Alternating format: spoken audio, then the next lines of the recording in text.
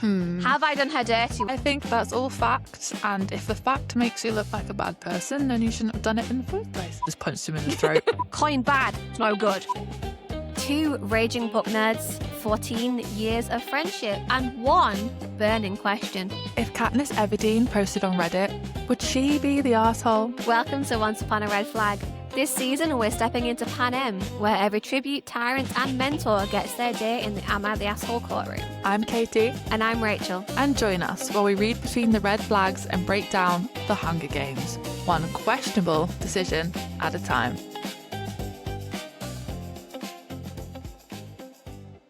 Welcome back, everybody, to episode 13 of Once Upon a Red Flag. We're probably up to lucky number 13. Lucky number 13, District 13, to President Coin, which was entirely unintentional, by the way. We did not plan this, but I will pat ourselves on the back for that unintentional error. Very well done. What is the icebreaker for this week, Rachel? So I like to try and make our little opening questions sort of to get us into the swing of things more relevant to our discussions that go on outside of the podcast as well. Shout out to my mother, who particularly said that she liked these parts of our podcast. Oh, that's so cute. Mom, this one's for you. She's adorable. I love her to bits. And I have had this rant at her, and I have had this rant at you. Yeah. But we've been talking about some series recently that we either think are like 5 stars or not, whether they're underrated, overrated. And I have ranted at a lot of people about this because everywhere I turn, I have faced this issue. So, what do we think of star ratings? Goodreads, Amazon, I use Storygraph. Are they helpful or are they misleading? So I think I use Storygraph. That's the one I use because my other best mate Aisha got me into that like years ago, and I feel like I have you as a friend on there. Yeah, well, the only friends that I have on there, I'm pretty sure, is you and Aisha. So the only kind of like ratings I really see. I have you and one other friend as well. I like from you guys. So I kind of trust your rated reviews. Like it's stuff that you've been reading and you're rating it. I'm like, well, we all have like similar preferences. So I'm like, oh, well, I probably will like that as well. But then I'm more thinking like, if there's people on like TikTok or Instagram who are like, oh, these books have got something, whatever, on Goodreads or Amazon, and they're really, really good and all this. And there have been certain books that people have, I guess, in a sense, advertised, like if they're kind of like book influencers, that I've thought, oh, these must be really good because it's everywhere. And then I've gone to read it and I can't get past like the first 10 chapters or something. So I think it really depends. Yeah, if you find someone you're on the same page of, then great. But yeah. See, I have found people that I've thought I would be on the same page of on like BookTok and BookTube. And I have read books that they've gone, 4-star read, 5-star read. And I've gone, you know what? Damn, yeah, you're right. This was fantastic. And then I've read a couple of recommendations where I have agreed on some books and they've gone, oh, read this thing. It's amazing. Top read of the year. And I read it and I've gone, why is this your top read of the year? Like, are you not seeing what I'm seeing here? And I think the biggest issue that's cropping up is that, and some people say it's the best thing that they've got about, the best thing they think about star ratings is that they're also personal, which is a good thing in some ways. But then in other ways, depending on how you rate what you call a 5-star read, there is no standardization to this. So you might be saying, this is a 5-star read based on this one bed trope. And that is like every book you read that has that trope is a 5-star, which, not going to lie, do appreciate. That bit in ACOTAR, fantastic. But the problem with that is you then have some terrible writing that is rated as 5-star. So you go in thinking, okay, these are my top 5 authors and these people rate those books 5-star. I must agree with what they think. And then they rate a 5-star book because of the trope or the characters or something. And then you read the book and you go, no, this is not. So many plot holes. I can't get because I can't deal with a plot hole and I can't deal with terrible writing. See, I DNF'd a book last year. DNF'd a book because it said the same exact phrase, the exact same 2 to 3 word phrase 5 times on one page. And I went, no, come on, thesaurus, find one, please. You say that, but obviously I've been listening to the podcast back when I edit and all that kind of thing, and I And I said realized this, yeah. I use etc. by proxy, and there was another word as well that I seem to use on repeat. And I'm starting to think that I someone do needs it. to buy me a thesaurus for my birthday. It's in March, by the way. Because I don't have many more words. The difference with this is we are sat here talking on the fly, right? We are sat here, we have notes and we have a scripting, but we often go off-piste. Like now. How often do we actually sit here, like now, and read the exact same thing in our notes word for word? It doesn't happen very often. I know I have script this entire episode, and yet neither one of us will read this entire thing word for word. We will ad-lib, we will ramble, we will rephrase things. Because it isn't necessarily planned that way. However, when you are drafting a book, it is meant to be more than just the first, draft word of consciousness splurge. It's supposed to go through editing. Supposed to go through proofreaders and about 5 different drafts. And I have read some books, I'm like, how did you pass a developmental editor? How did you get traditionally published? Yeah. You're annoying me. As an author, you're annoying me. There's a book series. Ironically, my friend who I can see on Storygraph has recently read all the books of, and I can't remember what the rating was, mind, but she read all the books. And I tried to read the first one before Christmas. And to be fair, I did nearly get to the end of it, but more because I was like, this is so bad. I'm now kind of invested. And the writing was, I don't know, Rachel. It was like a Wattpad fan fiction. Can I guess what this book is? And maybe don't put this in the edit, because I make a point of, I don't want to call out authors for bad writing. Because if they see it, do you know what I mean? You have an audience who clearly love this book. My opinion shouldn't matter to you, and I'm not going to pull you down for not being as good at your job as I think you should be. But second, if I ever want to write a novel, I don't want my internet thoughts spilled out there. I've got, oh, this person thinks this guy's shit. Yeah, that's right. I'll beep it. No, I'm not doing that. It's fine. What do you think? However, you have said all the books. Is it? Yeah, it is. Have you read them? Have you read a bit of them? No, I haven't. I started to read them and I went, I kind of want to know. I want to know. That was my problem. Hype. I really want to know. And then I picked it up, and I think I read the first two or 3 pages, and I got the same Wattpad vibe, and I sort of just went, not in the mood for that right now. No, give it me another day. No, turns out when she's read all the books, and I'm like,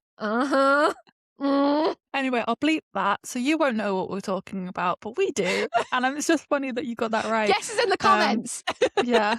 Okay. No shades to the story, the world and the narrative is really good. It's just I couldn't get past the writing. I'll tell you one, and you know what? I don't think you need to bleep this one, because I wasn't into the writing style of Twisted Games. I wasn't. However, it was a wild roller coaster ride of a read. Is it phenomenal writing? No. Is it worth your time? If you're not into that, possibly not. However, if you want to be whiplashed around with plot points you never saw since you were 13 years old on Wattpad, it is the one. Right. And honestly, loved it. Phenomenal. Nice. That is actually on my to be read, I think.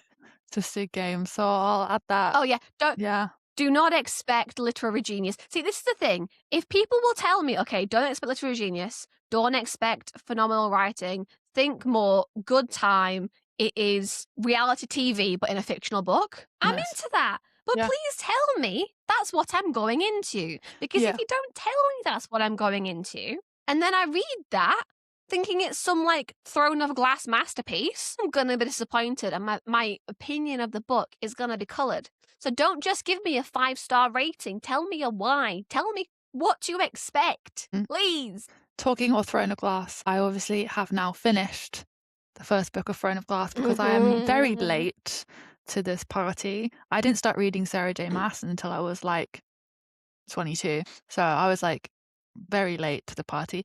I've now finished that, and I now need to go and try and find all the other books secondhand somewhere. If anyone Good wants luck. to donate some copies, so I can finish it. That is a conversation for another day. Moving on, what is our post this week, Rachel? Our post is by a user I have titled Power Suit President. I love that. Because does that give you an image? Does that not just give you exactly who we're talking about today? It's President Coin. And President Coin is asking, am I the asshole for trying to rule properly? Quote unquote, properly. So, shall we see what she thinks? She says, I lead a district that has led life almost entirely underground for the last 75 years. Since the dark days, our existence has been known only to a few. We fought to be left alone, and we have been. With no outside resources other than what we were cut off with, we have had to follow strict schedules and rationing, adopting a wasteless attitude that has done us well. The disciplined lives we have led have kept us alive. Things above ground in the other districts have escalated to the point where it is now beneficial for my army to get involved. We are now at war, and my planning expertise are crucial for our strategy and our supply lines, and, once again, our survival. There are other allies I am working with who have different priorities. I tolerate their opinions, but ultimately, in a war, decisions cost lives no matter what you choose. I'm not trying to be liked, I'm trying to win. Some people would probably accuse me of being cold, sacrificing the wrong things, and treating my citizens like a resource rather than a people. I'm not sentimental. That's a good way to lose a war. I like structure and order, and that is often what wins. My soldiers are used to discipline and know exactly what is expected of them. For years, I have enforced curfews, strict individual timetabling, and made use of every single last item we have available. They are used to the lifestyle they will lead during the war and after it. I have kept them alive by refusing to allow chaos to reign. I have worked with allies up to this point to get where I am, but ultimately my expertise are going to be important after this war, whereas they will no longer be of use. So yes, I've delayed missions when the odds weren't favourable, punished disobedience when it threatened the order, and made all of my decisions with the future in mind. Some people will probably say I'm no better than the enemy, ruling with control rather than the compassion they think I sorely lack. But I refuse to risk the order I have built. So, am I the asshole for ruling with discipline and strategy rather than empathy? Because that is what it takes to win a war. Have I done her dirty with this post, or have I done her accurate? I think you've just done her accurate. I feel a bit mean as I read it, but then I'm like, call a spade a spade. Yeah, I think that's all fact, and if the fact makes you look like a bad person, then you shouldn't have done it in the first place. Well, it's your own fault then, I guess, isn't it? Okay, we cannot speak about President Coin without discussing District 13's kind of place in Pan Am. Like, the district was obviously believed by the rest of Pan Am to have been destroyed by the capital nukes after the dark days, and has frequently been used as propaganda by the capital as fear-mongering to scare the rest of the districts into cowering before them. But it's basically like a, look at how you will level your district if you cause trouble. So much so it's used over and over again in propos. And obviously the education Pan Am provides says that District 13's industry was graphite mining, which we find out in Mockingjay was obviously not true because the capital tells porkies. Out, District 13 actually had done a really good old job of turning the tables and pointed their nukes right back at the capital. As being the nuclear weapons district, they had a huge arsenal they could use. Also, side note, you think they would have thought about that before they started threatening them? Just saying. Yeah, you did think, wouldn't you? Just to be like, so now they are in this basically nuclear checkmate where the capital essentially agrees to leave them alone and not reap their children for the Hunger Games if they switch to living completely under the ground, off the grid, and get to sell their flattening story to the rest of Pan Am. And here we are, 75 years later. Yeah, like they pretty much get told to play dead and we will leave you alone. But then they are entirely on their own. They need to be entirely self-sufficient and an entirely separate entity to Pan Am. Kind of supposes actually that the capital leaders probably thought that District 13 would die off on its own, because obviously they wouldn't have had any outside help. And that like a lot of the resources that a lot of the reasons that it didn't die off is because of the resources and the fact that they're so disciplined. They have made this shit last. Yeah. I mean, obviously, initially District 13 is seen as basically a safe haven for the people of Panem and the refugees from District 12 that were saved or escaped or managed to travel there. And Katniss kind of discusses how 13 automatically accepted 12 as automatic citizens and given their own compartment, access to food, even if it is like meager and flavorless. Now, like, this seems really nice, right? Like, really lovely, considering most of the countries now in real life would never dream of doing this.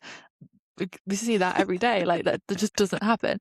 And it makes them seem really kind and compassionate to the refugees from the other districts, and kind of makes District 13 seem like all shiny and like a dream. And Katniss, like, I'm not going to say the fucking word remark again. Sorry, I know I say that so much, but Katniss does remark how for many people from District 13, yeah, the schedule and the military nature of it, like, isn't great, but it's still so much better than like the poverty that came with living in District 12. But that lovely little notion of District 13 is quickly bursted when another refugee who came from District 10 mentions that they had an epidemic of smallpox a few years earlier, and that this dream, like welcoming and automatic citizenship of the District 12 refugees, isn't purely out of kindness, and that it comes with an ulterior motive too. That they need them all for breeding stock and new blood. And it's weird because so delightful. Yeah, like the part of me that like did biology can understand why, like, if they've got no kids, they need new people to come into the community, have children, and like continue District 13, right? So they don't like die out. But the general human in me is like really cautious and now feels weird and wonders what other ulterior motives they might have. Yeah, it kind of like begs the question. And I say that a lot. It begs the question. Same way you say remarks. I said begs the question. Well, what would have happened to District 12's refugees if they didn't have a use for them? Now, knowing what we know about President Coin being ultra practical to the point of like sheer brutality, the breeding stock like might be a part of it, but I also think they now like needed to bring in 12 as a show of good faith. Like we talk more about Coin's sort of separate agenda later on, because she's not entirely on board with the allies fully. They don't want the exact same things. But right now she's using the rebellion as her way back into Panem and her way into targeting the capital. So of course she needs to like bring in the refugees, because that would be a terrible impression to make on the rebels. To be like, you guys can just like go and survive in the woods on your own. But speaking of surviving in the woods on your own, I want to mention here Bonnie and Twill. So Bonnie and Twill were the two defectors from District 8. This is back in Catching Fire. When they snuck out of the factory they were meant to be working in because it got blown up. They were meant to be in there and they weren't. And the whole thing goes up in flames. They went away, and they basically fought back against that initial attempt in the rebellion. They basically ran when District 8 got smushed under capital again. But Katniss mentions that she saw them in the woods. They were only a week's trek from 13, which is what she now realizes, knowing where 13 is. It was a week away. They'd already made it from 8. Katniss had given them all the help that she could possibly have given them. She gave them all the supplies that she had taken with her to like distribute around 12, help them on the journey. I think she even gave them like basic hunting lessons to survive in the woods when their supplies ran out. She found them brewing like nettle tea, and they had the cabin for warmth. Theoretically then, if they were only a week away from 12, they should have made it. Now, Katniss asks around for them when she gets into 13, and no one ever remembers hearing about them. So she assumes that they must have died in those woods. I think they made it to 13. Well, I think they weren't deemed fit to enter society. As harsh as this sounds, I reckon they were examined and like deemed unnecessary. Or else they thought that it was like them defecting from a district in rebellion at that point in time would have drawn too much capital attention to what Coin was doing, because it's obviously before the Quarter Quell happened. This is before the big rebel plot that I think that this is before the Quarter Quell announcement because she can't run away. Everything's been tamped down by the time the Quarter Quell happens. This is Yeah. pre-Quarter Quell announcement, which is then pre this plan between Haymitch and Plutarch. So Clay wouldn't have had a reason to bring him in. Yeah, I think that was after the victory. Dalton might have been good for a sperm donor, but they don't need more mouths to feed if they've got enough women. Yeah, it was after the victory tour, but before the Quarter Quell announcement. And I guess this whole like theory of did they make it, did they not, like were they killed off, were they not, like just because Capital 13 seemed better, Capital 13, I guess that's basically what it is, isn't it? Just because District 13 seemed better than the capital, who has reigned over them for like the last 75 years, it doesn't necessarily mean they are the best people to be in charge. But I think it's really hard to see that when they're like all bleary-eyed and essentially drugged up on a bit of kindness that they haven't really been shown before. And it's like when you come out of a really toxic relationship and then like end up being in like a slightly less toxic relationship, but it's still a bad one. And it's like they all probably just need some therapy first. Yeah. I mean, yeah. That's pretty much the entire thing in this entire series though, right? It's like everyone could do with therapy. Anis does though definitely see some of the faults. Like I think she is a little bit less like they don't pull the wool over her eyes as easily. But I think she struggles to identify her own emotions due to the trauma. But I don't think she's the best at hearing like all of the alarm bells that go off. But she does see some of them. And we'll get into a lot of those alarm bells that Klein herself sets off later. Even some that Katniss doesn't pick up on until a little bit too late. Maybe I should say that she hears some of the alarm bells, doesn't actually act on them. Maybe she notices more than she lets on, but doesn't actually quite do anything about it in time. Because like from the very opening of the book, actually, like even when the survival of District 13 was just a theoretical concept, an idea like being floated around as if it was a conspiracy theory, Anis has always questioned why 13 didn't get involved to help out the rest of Panem before this point. Well, it's been struggling all these years. Like, if Coin had helped out sooner, Candice actually says, that probably standing in the middle of her own district, what would have happened to 12 if Coin had gotten involved before now? Would District 12, her hometown, still be standing? Clearly 13 have been there and done that and know exactly how brutal the capital actually is, but they've kind of taken the approach of, I'm all right, so why should I risk myself to help you? What's in it for me? And it's the what's in it for me that seems to be the most important thing to Coin. And up until now, like the answer was simply a case of the risks are outweighing the benefits. Do you know what I mean? There has to be something that they can get for the energy and resource expenditure that they're going to do. But now the tables have turned, and for Coin, it is suddenly worth the risk. Yeah, I guess even though all these things I'm saying about how like Katniss kind of judging District 13, after a while though, like Katniss does start to say that like she needs to give District 13 at least a little bit of credit. Like she's lived all of her life above ground in District 12. There's certain credit you have to give to people who have had to live underground for the last 75 years and only get like the occasional like 30 minutes of fresh air. Like how hard must it have been for them during the dark days, huddled underground after their district was bombed to rubble above them? Like yes, they had a functioning bunker ready for some disaster before the dark days, which I imagine was like for the president and the government officials of like the US. But I think it's fair to say it wasn't ready for like 75 years of living underground. Like 75 years. Like, that's crazy. So I actually pulled a direct quote here, and I can't remember exactly like who the information comes from, apart from, you know, Suzanne Collins. But whoever it is, she attributes this thing to.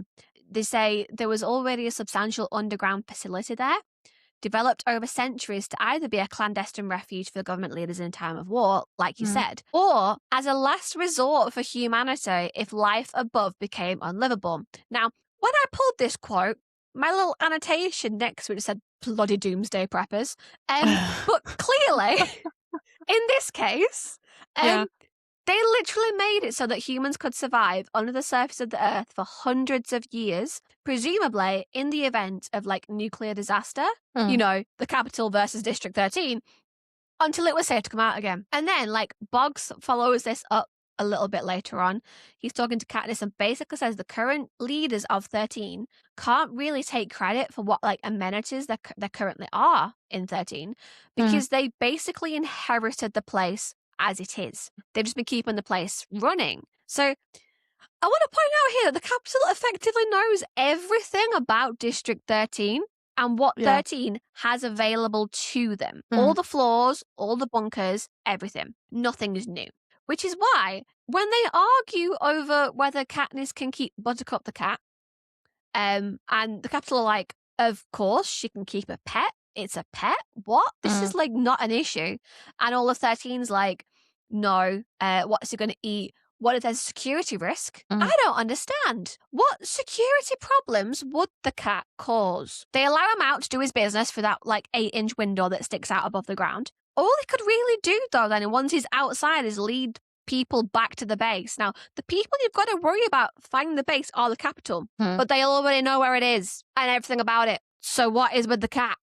Do we think they do? Like, I guess it depends how much they knew back in the dark days, right? But then if before the dark days, so the way I've always read it is that the Capitol, I guess it depends on what you think existed before the dark days. So if you think it was everything was one united, like, country, then you would expect if the Capitol was the leadership, they would know about all the resources that they were in control of because it was a capital facility, effectively, right? That is how they have a lot of the nuclear weapons, how that contributed. So you would expect either there was someone on board who was building things in order to prep for a rebellion that the Capitol weren't aware of, but then how would you extend an underground facility when you had Capitol workers in the facility and hide it from them? That bit I don't quite, I can't puzzle out. So I think they must know the majority, if not all of it. That's a good point. I'm interested in what other people think. Do you think the Capitol has, like, plans, the District 13 bunker, and therefore, like, knows exactly where it is? But the thing is, when they bomb it, like, they don't exactly know where to hit it, do they? They're in the bunker underneath, and but they specifically have, like, ground penetrating bombs. So they just don't go quite as deep as they expected. But they don't launch a nuclear attack because that would screw up everything for everyone. So, like, the bombs that they had available don't actually destroy 13. Maybe I'm but just they destroy thinking a good portion of 13. I think I'm just thinking of the film when the bombing happens and Coin's deciding whether to send the fleet out, and then I think she says in the film, "Oh, they're bombing a really random area. They don't know where we are. Basically seal us up. We're sitting this one out." I think I'm just thinking of the film when she says that, which would make me think that they didn't have plans, but also that's not the book, so it could be, like, a completely different because thing. when it comes to Buttercup the cat, they have compartments that stick out above the ground, only by about 8 inches or so. But you would expect that to then have been spotted because that being the upper level, they must know where that is. So they must know then effectively where Katniss's old compartment was, because that would be visible. It could be camouflaged, sure, I guess, from above, but it would be visible. And you would have expected them to have sent scouts out previous. You make a very good point. Okay. Yeah. It just seems to me like Coin likes to be in complete control of everything at all times and will use any excuse to get her own way.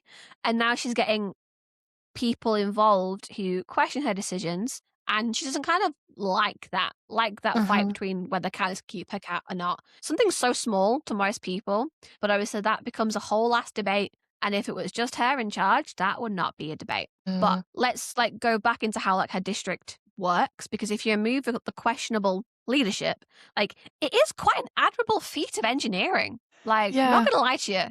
It's quite impressive. I guess because the whole district's been leveled, they can't grow or farm for food like the other districts can, with land, water, air, everything. Everything is reused, and there is obviously a waste not, want not attitude. Like, I know that Katniss like says that like the shoes that they give her like have clearly obviously come from someone else, and they make her walk a bit funny. I think she can't decide whether it's her who walks funny or if it was like the previous owner that walks funny. And then like Yeah, because they broke the shoes in weird. yeah, and it was like the food is calorie controlled so tightly, like you get the exact amount you need to get you to the next meal, no more, no less. And it's calculated on like body size, age, how active they are. So like, yes, it's not like District 12 and the other districts where they're starving, but the capital citizens who are now in District 13 struggle to adapt to no more excess because they're used to excess, right? Like everything in 13 is just so, just right, no more, no less. It is an impressive balance, but they have to be able to calculate and sustain for so long. Because living underground, like, it's no easy feat. And I think Coin and her predecessors do need to be given credit for that. Like, they figured that out. Yeah, it is quite impressive. And I kind of appreciate exactly how much maths goes into feeding people. Just how many calculations are done. It's one of those places where like accounting accurately for every resource does actually really matter. And it's not about giving people enough food to survive either, which kind of, I guess, what you'd get from the capital. In the districts, you have enough to survive just about with Tessera, but you're still hungry. Whereas here it's about giving them like a balanced nutritional intake so they can actually stay healthy. And Candice remarks, hey, I could say it as well. Candice remarks that the people from 12, are getting slightly larger portions than like those who are actually from 13, because that's accounting for them all being underweight because of how underfed they were in 12. And that's working. Like you can actually see people like getting healthier and stronger. But then she also says that bony soldiers would tire too quickly. So ultimately, everything 13 does for the individual benefits 13 as a whole. And the more I read about this, the more it felt like a management game. Like if you've ever played a video game where you have to manage either a hospital, like 2 Point Hospital or campus, or like even like Roller Coaster Tycoon would be an example. I used to love those games. You have to allocate your resources for like the best overall system. It's not about one particular thing. It's okay, how do we scrimp here to save over here? And that's kind of what it feels like Coin is basically doing, but with her human people rather than them being virtual. It's kind of like, this is what she does. And allocating the resources, like, it's not because it's what is right for the people. It's not what is right and moral and kind. It's because it means these people can then complete the work she assigns them more efficiently. And that kind of rubs me up the wrong way. Similar thing with like allowing in the outside residents because they need more breeding stock. It's more mouths to feed and it's a higher risk of illness, which is probably the same way like we get freshers flu when we go to university because like you bring all these people together every year. Every year. But you've brought all these people together who haven't had these mutations of these individual viruses. You never encountered that particular strain of the flu or that cold or that norovirus. You've always had something around you that you've got a little bit of resistance to. But then 13 is so isolated that you bring in anyone, it's going to be a risk. It's probably how they got the smallpox in the first place, to be honest. But it's a risk then that is worth it for Coin to make to help counter the infertility that the problem started because of the same thing in the first place. It now becomes beneficial to risk it again. But then if you're going to go down this rabbit hole of everything in 13 having a purpose, are you allowed to marry who you fall in love with? Or do you put yourselves forward for consideration as a couple? And then if they're this worried about fertility, do they then like take into account your biological compatibility to reproduce to benefit 13? Like, can you only both marry if you are both sufficiently fertile? Because we can't be having the infertile ones marry the fertile ones and die off that way, obviously. Like, are there dedicated surrogate programs? Why can I picture Coin having instigated a dedicated breeding program within 13, like their purebred pets? Why can I picture her doing that? It's kind of like I know they don't mention it in the books, that's why we're kind of theorizing this, but I'm kind of getting like a Handmaid's Tale vibe, District 13 kind of Yeah. situation. And whether that, if they hadn't got Mhm. new people, whether that was like Coin's backup plan, which was like in the folder, you know what I mean? Like just in case. Maybe. I feel like that could have very easily happened over time. But there does, like, we have obviously spoken a lot about what District 13 is like, and there does seem to be like a very big emphasis on everyone being equal in District 13, which is obviously like the complete opposite to the rest of Panem and what the other districts are obviously like used to. Like the surrogacy and the breeding program are probably like the most equal ways to do this rather than dictating marriage partners, like you said, because all the apartments are the same apartments that people live in. Like they all get the same food each day, just in different quantities. No one's ever eating better than anyone else. They all wear the same clothes and have similar schedules, which we'll talk about more in a moment. But when it comes to equality and all living the same, we never see Coins living quarters. Do we think that's the same too? I don't, personally. Going off something that we will mention about President Snow later and how he gets treated versus to how other people from the capital, aka the prep team, get treated. And I also think, if you remember, they bring out a rationing of coffee, don't they? After the bombs have fallen and there's no coffee, there's no alcohol in this district, there's nothing like Yeah, where'd that luxury. come from? Girl can't, she probably can't get a piece of chocolate cake to save her life, this girl. Like, I think I would die without chocolate, but obviously they probably don't have that. Yeah. What would be the purpose for it? They wouldn't. But yet they have coffee, and there's an emergency stash of coffee, right, that comes out. Do we think that 75-year-old coffee, Kitty? No. Do you think that coffee's been sat there since the dark days? Yeah, pretty I think not that's nice. Coin's personal coffee stash, in my opinion. Yeah, obviously going off of that, in the caffeine. Yeah, like the capital defects talk about how they thought there would at least be like a black market for things like coffee or alcohol or like fun things to do. They say it's like even in 12, like they had the hob, but there's nothing like that in 13, which is a bit tone deaf of them to say considering the situation, but still, like they do have that emergency coffee ration that they break open to after the capital tries to bomb them, like you said, but it's definitely not an everyday occurrence. So they clearly can't spare the farming plots for things that aren't deemed essential, I guess, unless Coin's like, can you do this for me on the side?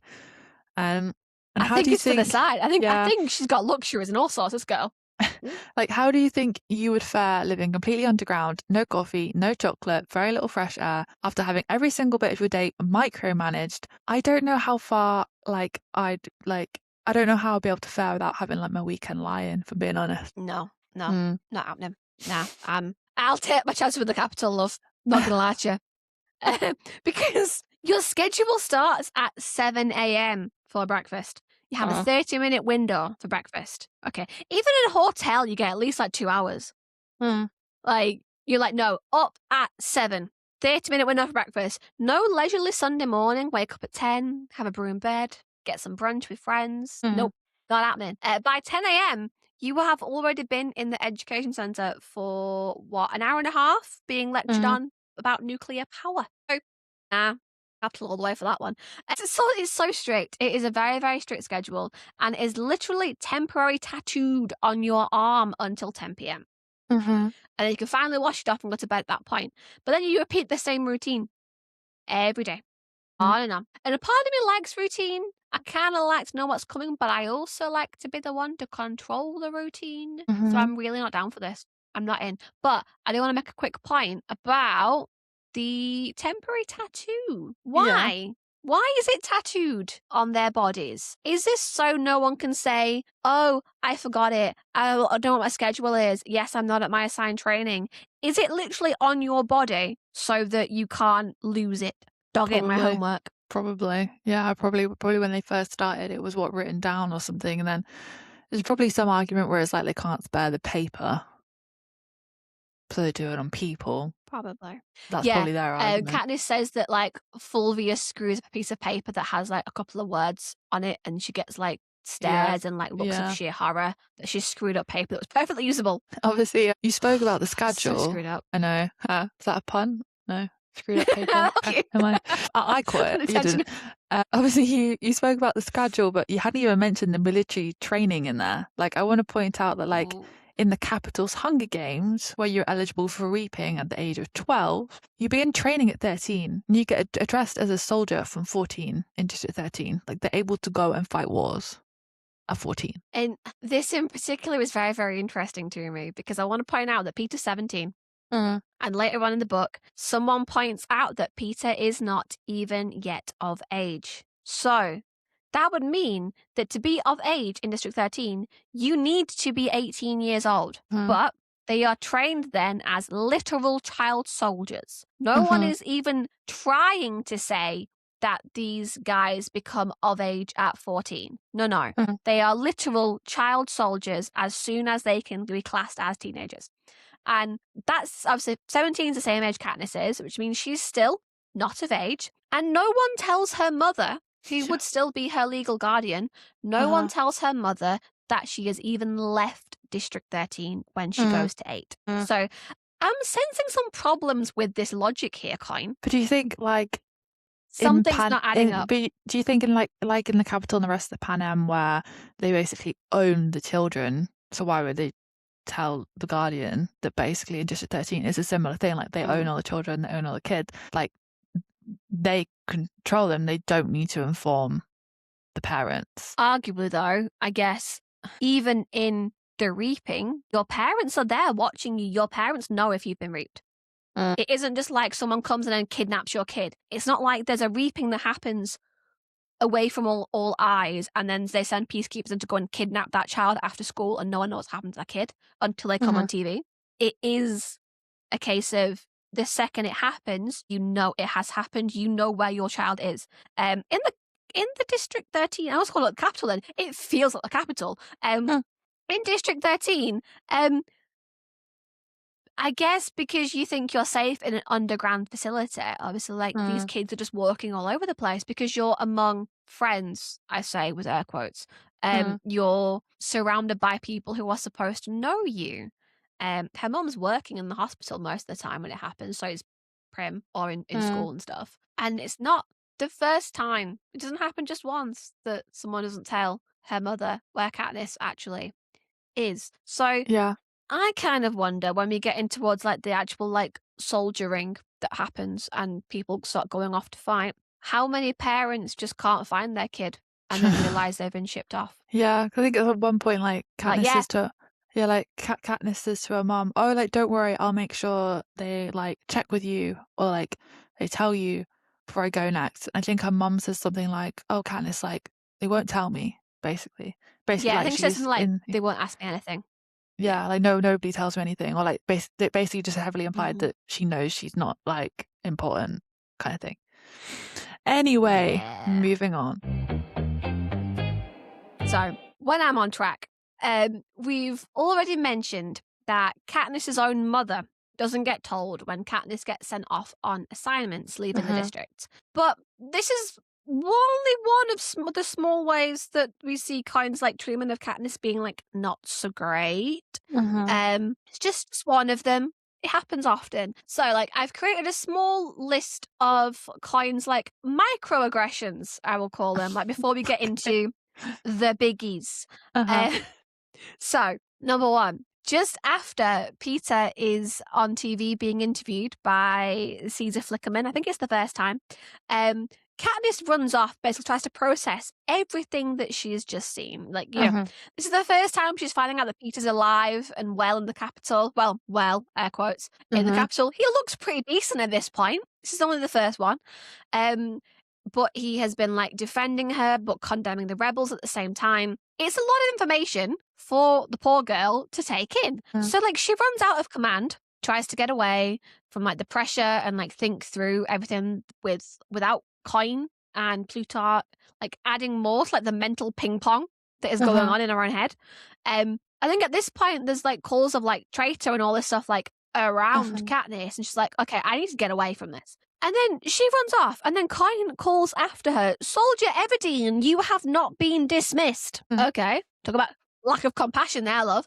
And then when Gale finds her afterwards, he later admits that Boggs was sent after Katniss, and Gale physically got in between Boggs and Katniss so that she could run off. Will people please find a brain cell?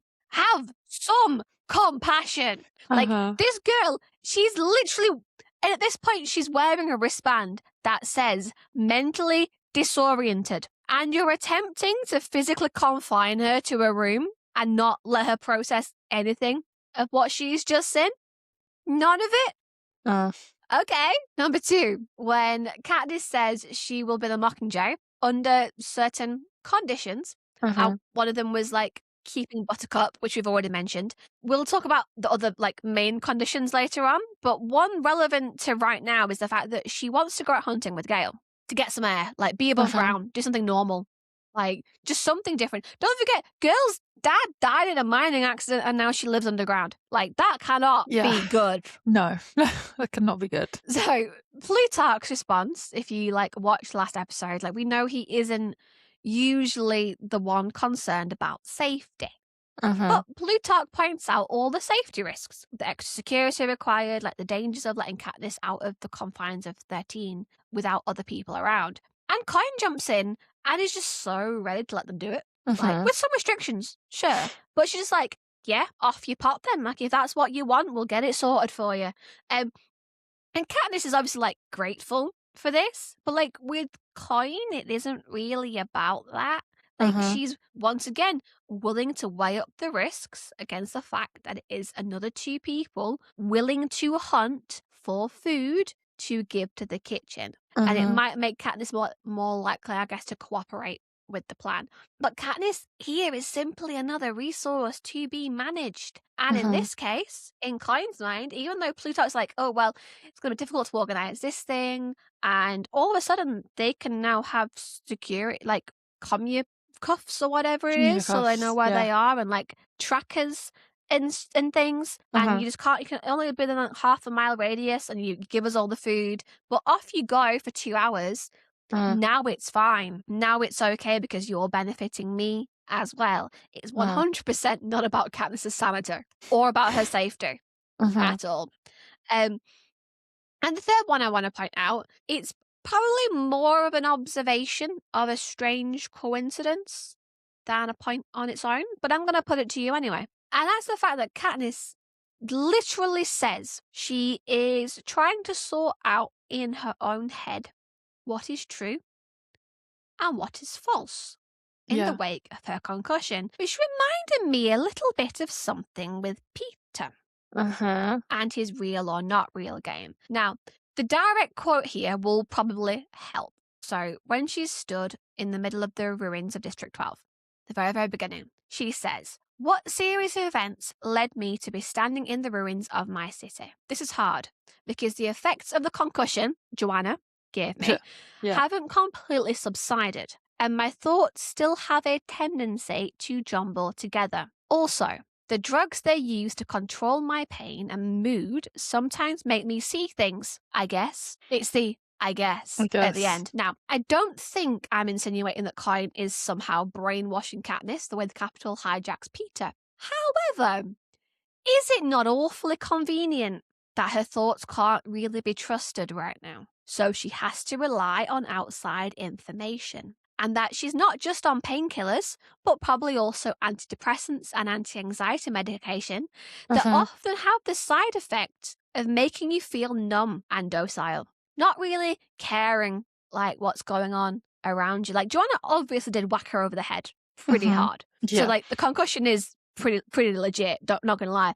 But it is awfully convenient that Katniss isn't her usual Spitfire self, especially because it lasts so long, doesn't it? Her medication and all this stuff, it is weeks and weeks and weeks. And yeah, the concussions, like, fair enough, pain meds, whatever, but we're controlling her mood now as well, are we? It's a bit suspicious, really? It is a bit. When you put everything else together with how Coin manages people, it's a little bit suspicious where you're like, she's back to earlier when we were saying about how there's a lot of red flags and some blaring alarm bells that Katniss doesn't quite either pick up on or picks up on and brushes off or doesn't act on. Mm. Now I think I might be figuring out why. I think it is a bit suspicious, especially when we know they're really micromanaging of supplies, but they're keeping her on those drugs for so long. And then I also do find it weird that like they've kept her on all those drugs and stuff and that treatment for such a long time, but then when she wants to go to the capital later in Mockingjay, and the Coin's like, oh no, like you've got like what was it, like broken ribs and you're not okay, you're on all this stuff. And so she's like, okay, that might be a problem, but she decides to train anyway. And then the guy's like, oh well, there is a treatment they can do to help that fix faster. And then she goes to the doctors and she has the injections done, which hurts like hell, but and it fixes her so she but can then she's go. pretty much better the next day. Which obviously Coin doesn't want her to go. And Coin might have been keeping her on these drugs because she says that she couldn't have that treatment while she was on these other drugs. So they had to like take her off. I just think it all is a bit, it is just very suspicious. It's a bit sus. It's a bit sus, isn't it? Yeah. And moving on from the things that we think Coin may have done into things we pretty much know that Coin did do to Katniss, let's talk about Peter being assigned to the Star Squad. So now I think it's pretty evident I think it's pretty evident from everything that happens. But do we believe, Boggs, that Coin tried to kill Katniss and trying to get her killed by sending Peter to replace their dead squad mate?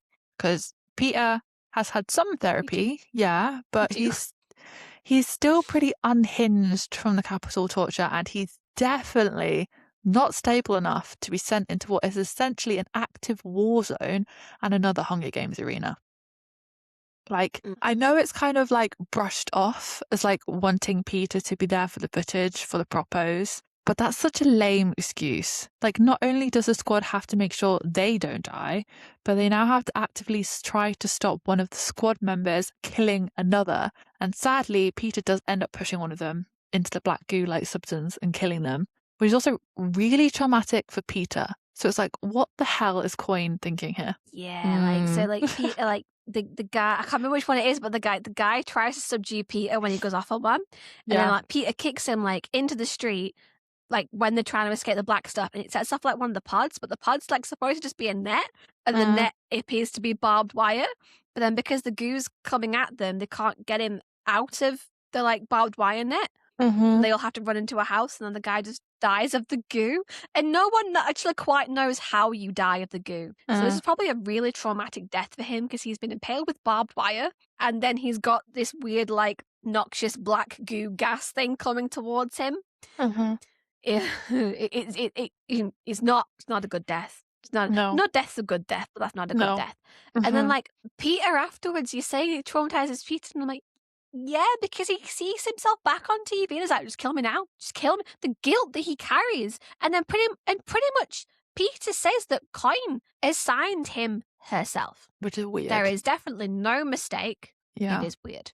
Like, it's the sounds of war that set him off in this scenario. And that basically triggers like his own PTSD from everything he's been through. And he takes on his allies instead of his enemies. But no, you aren't telling me this didn't happen in training. They literally have a scene with him in the training yard under guard. To get assigned to Star Squad, he either had to go through the same rigorous training that Katniss and Joanna and Finnick did, go through the fake Capital Street scenario, get triggered, and be sent anyway.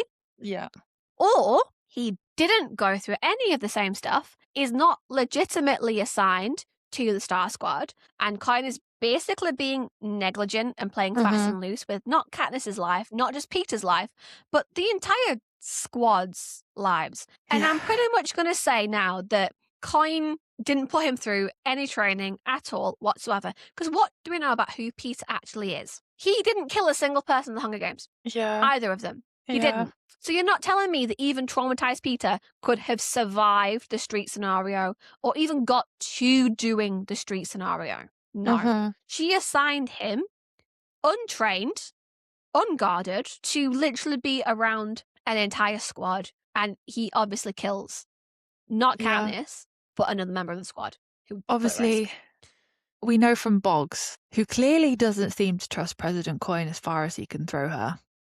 That, like, and he obviously says that, like, to Coin, Katniss is seen as a threat. Like Boggs mentions that Katniss hasn't exactly been singing her praises and that Coin ultimately wanted to save Peter first. I guess maybe because he seemed nicer, more malleable, more impressionable and easier to convince. I guess more gullible, which sounds awful, but it's probably true. He gives off that impression. And now Coin is left with Katniss, who isn't very gullible and isn't really a people pleaser. And that makes her a threat to Coin because she knows whoever Katniss backs is more likely to get support to be the next president of Panem. So I guess when trying to keep Katniss back in 13, keep her in the shadows because her job of uniting the districts is now done, she can't have Katniss reaching the end, and the only way that Katniss will now be helpful to the cause is to die a martyr. That's her thinking, right? Yeah, yeah, and it's really telling about Coin as a person that her first thought is to kill Katniss, you know, rather than trying to win her over, get her back in, the easy method, if you will. The sane method, even. Like, what a sit-down conversation about the future of Panem under, like, Coin as president. Would that not be a more reliable option, really? Like, if Coin had been nicer to Katniss all along, I don't think she'd be dead by the end of these books. Coin, that is. Like, I genuinely wonder why they didn't just give Katniss the option of faking her death. Like, they have a whole camera crew who has filmed Katniss get injured multiple times. She united, like, all the districts after taking down the nut in District 2. Like, I know Katniss wanted to be the first one to kill President Snow, and would it not have been better, though, to say, like, look, Katniss, play dead. They think you're dead in 2 anyway, and you've united everyone. They saw you get shot on TV. Like, you just sit down, love. Now your job is done. Play dead. You get to live your life in obscurity the same way you've always wanted to. No one important, nothing political. No gets to think that he finally got you, right? And then we'll fight the war, District 13 and the rebels, and we'll capture Snow for you. And then I'll sneakily fly you in and let you execute him. And then see the look on his face when he realizes you're not dead. And then, like, you just, like, bug back off isolation, right, wherever you're comfortable. And that's going to be a little secret between you, me, and Snow. Then you pull one over on him, right? And then off you pop, away you go. You don't have to think about politics ever again. How good does that sound? Do you think Katniss would snap that up? Yes. Don't you? But no, that's never an option. Never given to her. She's just like, well, Katniss has outlived her usefulness now, so we'll just kill her off. Yeah, like the Capitol gets its memorial video for the dead Mockingjay up pretty quick, but also so does District 13. Like they both must have had that ready to go for a while, expecting her to die at some point and like wanting to be the ones to get in there first, like with their own narrative. Like Coin says some really nice, clearly rehearsed and staged things about Katniss, about how she's just a girl who survived the seam and then the Hunger Games. And I love Katniss's reaction, the sass that she is. Like she says, I had no idea how much I meant to her. Like it really calls out Coin for the snake that she is, because she really doesn't care about Katniss's life at all. Didn't really care about Katniss at all. Like that was obvious. Or Peter's life for that matter, to like say she originally wanted him to be rescued instead of Katniss. It wasn't because she actually liked Peter. Like the plan changes and now he's just as expendable. Like Coin didn't even give Peter a nightlock pill, like the one person who arguably should have had one, because she didn't want Peter killing himself because before he was actually able to kill Katniss, like before he'd actually fulfilled his own secret, but not that secret really, was it, mission to Peter. Pretty damn obvious mission, yeah. And then dude has to beg. He has to beg for a nightlock pill from one of the rest of the squad before they split up because he hates himself for being turned into a weapon against the team. But he'd also rather die than be back in the hands of the Capitol again. She's like psychologically torturing him without even being near him. And it's so bad. Like you think you've figured out the depths of Coin, and she just sinks further. But before we move on to one of my little theories about how low I think Coin actually sunk, I feel like we need to talk about Boggs. Okay. Because Boggs tries to rally for Katniss and Peter here. He's the one who tells Katniss why Peter's been assigned to the squad. He's the one who tries to sort it out for her and tries to go and call Coin and be like, what the fuck are you playing at, basically. And the whole squad takes turns guarding him, coming up with the real or not real concept to help him deal with all the confusion going on in his brain, to just make him safe. The whole squad pulls together. But isn't Boggs like Coin's second in command? Yeah. Or something. He's pretty high up in Coin's chain. So how did such a decent guy get so high up in Coin's system? And is he purposely in this suicide squad for a reason too? Oh, interesting. Okay, Because if he's your second in command, why would you risk him? Yeah. But he clearly didn't trust her. So what's this theory? He doesn't trust her. He knows some shit. He knows some shit. So I wonder whether a theory. Now, I wonder whether Boggs knows about this. We've been talking about the blatantly obvious attempt that Coin makes on Katniss's life in the capital, but I want to float an idea here. This isn't the first time that Coin has attempted this. I want to take us back to District 2, and they're trying to crack the nut. The nut, as a quick refresher, is like the name of the capital stronghold inside District 2. It is the big mountain that has basically become the next best thing the capital could recreate after the Dark Days. It replaces the resources that they lost in District 13 when it became its own like separate entity. It is basically the new defense hub. And we'll talk more about the plan they use on the nut in the next episode, because that's going to be Gale's episode, and he is very instrumental in this plan. And I kind of want to examine his approach to this. But for now, it's enough to note that Katniss was waiting throughout the main attack in the Justice Building in District 2. Waiting to make a speech to the rebels about how they have succeeded in taking down the last remaining district holdout. And that they only had the capital left to target after this. It's kind of like the final battle before the big boss, right? She's not actually meant to be engaged in any active fighting. It's kind of just her there as the face, which is what she's usually supposed to be. But it's Katniss. And we know how little she regards her own life. So, of course, she runs straight into danger at the first opportunity, because, that's who she is. And I think a lot of people around her are pretty much aware of this little personality defect, shall we call it. So, they've attacked the nut, and they've left the escape route clear, which I will point out is something Gale did not expect Coin to want to do.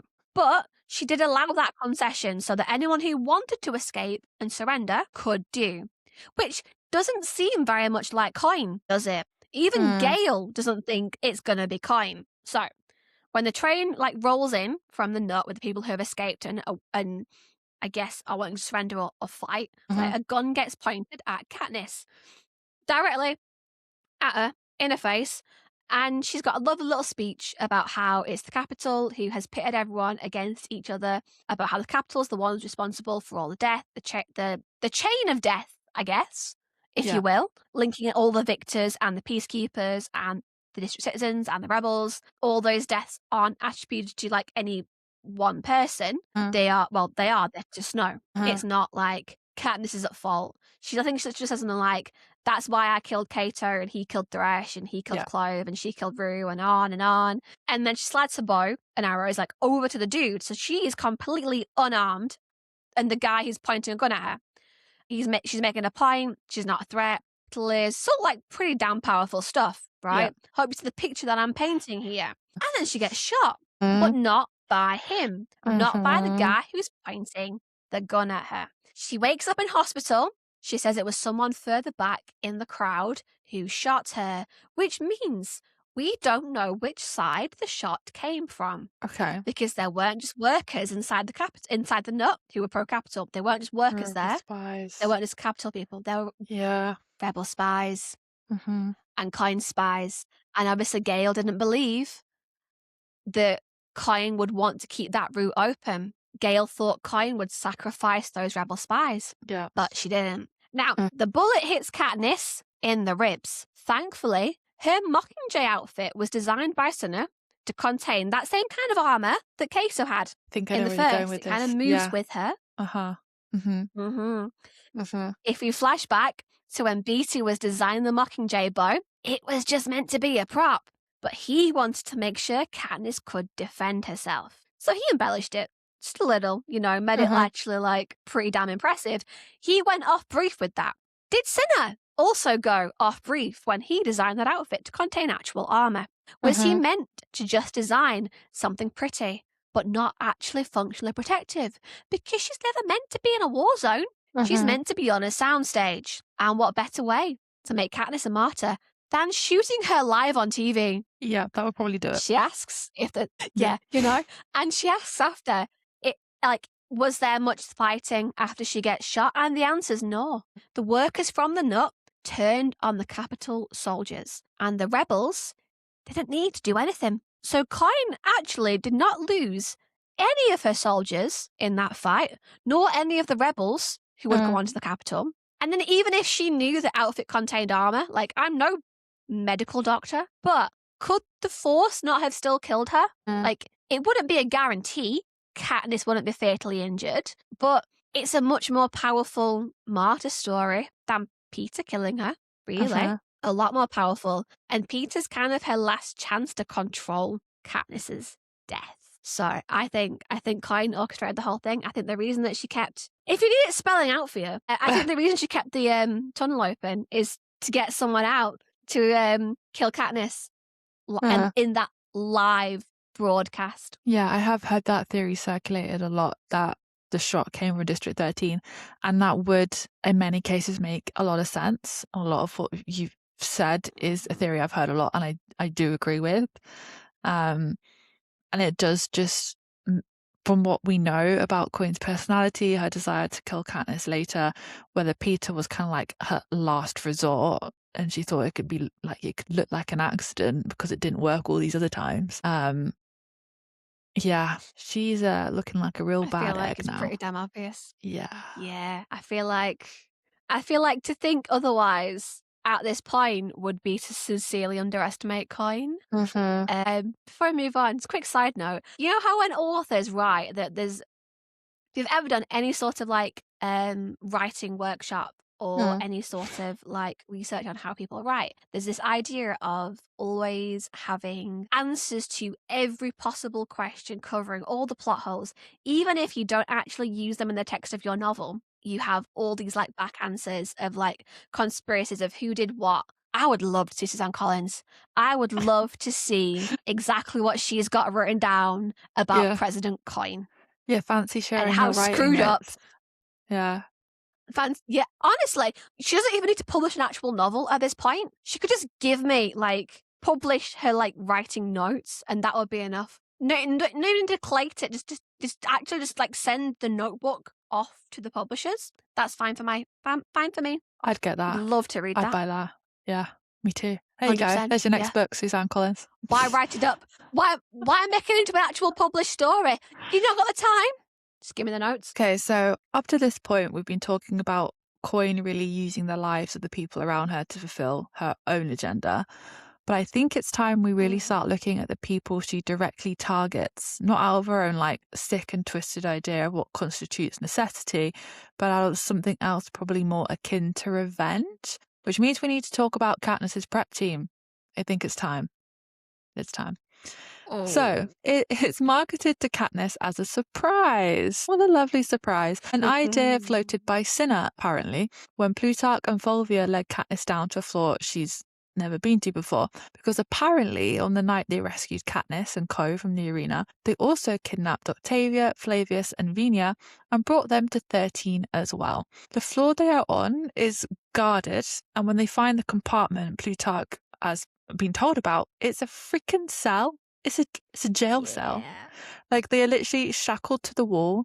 They flinch at every single movement, even when Katniss is showing them kindness. They are clearly expecting something much harsher to happen. They have clearly taken multiple beatings. There is a round drain in the center of the room that's clearly been hosed off. These people haven't even got a shared toilet in the corner of the room. There's no privacy. They cannot move from the wall, and they simply get hosed down when they are soiled, probably to prevent smell and infection rather than for their own comfort, because the district probably doesn't want to waste their precious medical resources. Like, how horrible is that? Yeah, and that doesn't actually seem to be working either, because Katniss describes their like bodies as like half naked and bruised and shackled to the wall. Like, but then there's like giving off an unwashed smell of stale urine and infection. And apparently it breaks through the cloud of antiseptic that she can smell. It's like, for some reason, punishing these guys takes precedence over the need for, like, you know, resources, because they're needed for the Mockingjay Propo plan. They're needed to pretty up Katniss. So Yeah.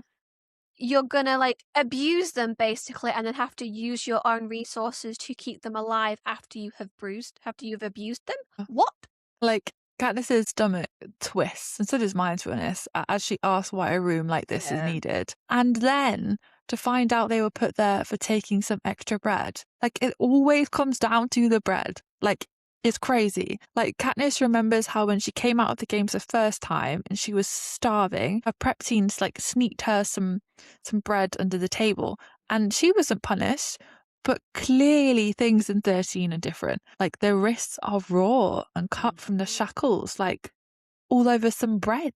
Yeah, the quote gets me every time. Yeah. The way the guard says, the guard says, like, and it's plainly obvious that they deserve, like, punishment. Like, he says it in a way that's like, well, obviously these guys deserved it, because he says, we had to restrain them after an altercation over some bread. There were repeated infractions leading up to that. They were warned. Still, they took more bread. You can't take bread. Ah, yes. The lesser known 11th commandment up there with thou shalt not kill. Thou shalt not take bread. Fuck me. Jesus Christ. Like, can I also take a moment to pull out my A level in English, because I want to admire the bread motif. Because, like you say, it always comes back to bread. Everywhere you go, it's bread. Bread is the reason that Katniss is kept alive when she's starving. The bread rolls become the chord in the Quell arena. Like, bread pretty much becomes synonymous with salvation and help. And then here, the bread should also mean salvation, right? Hunger, satisfied.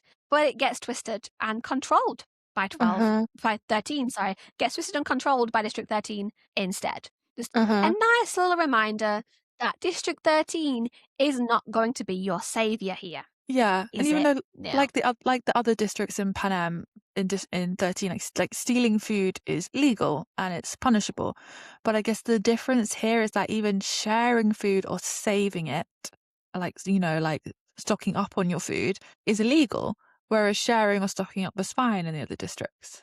That wasn't punishable. Yeah, but then Katniss earlier has literally said, and we've even mentioned it before, how precise they are in 13 about how they figure out your individual portion sizing, right? You are meant to have the exact number of calories needed to keep you fit and healthy and carry you through to your next meal. So this, to me, isn't even like just an extreme case of punishment because she stole the bread. This was designed. They were already being starved. If they are hungry enough to want to steal the bread in the first place, they must not have been being given enough food from the start. Vinia literally says, like, no one was telling them anything. They were just so hungry. It was just one slice. Yeah. So like, you obviously weren't feeding them, right? Yeah, I guess it depends. It's like they've been overeating for such a long time in excess, and now they're actually being given their maintenance calories. You do get hungry, like, when that happens, but like you adjust, whether it was that. I'm gonna go further with this theory of Okay. whether it was forced, because conveniently as well, no one says who / like where the bread was taken from. No one ever says like where this bread was from that she robbed. They were never in the dining hall with Katniss, because they would have stuck out massively. Like, they've got dyed skin and hair, and everyone in 13 wears the same grey drab clothing. They would have been seen.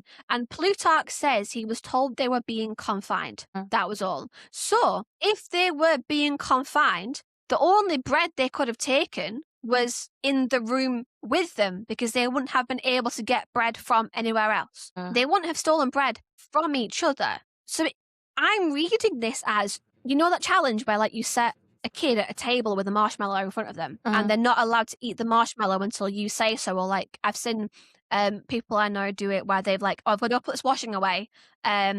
Sit there and we'll eat it when I come back. And off they go and leave a camera on. And the challenge is, how long can this kid look at this marshmallow for without eating it? Why do I feel like they've done that with the prep team and gone, that's all you're having, but left a full loaf in the corner of the room? See, I thought it was just like, because obviously Katniss is in their hospital for a long time, and I'm assuming she has the meals in the hospital, so she doesn't see them, and I'm just assuming that the whole thing with the bread in the food hall happened before she transitioned to eating in the food hall. That's kind of what I'd assumed. Like they've been in there for a long But then time. wouldn't like have Gail or Prim or her mother, who would have been in the food hall, said, oh, Katniss, by the way, your prep team's here? Not There necessarily. would have been talk of the green people, right?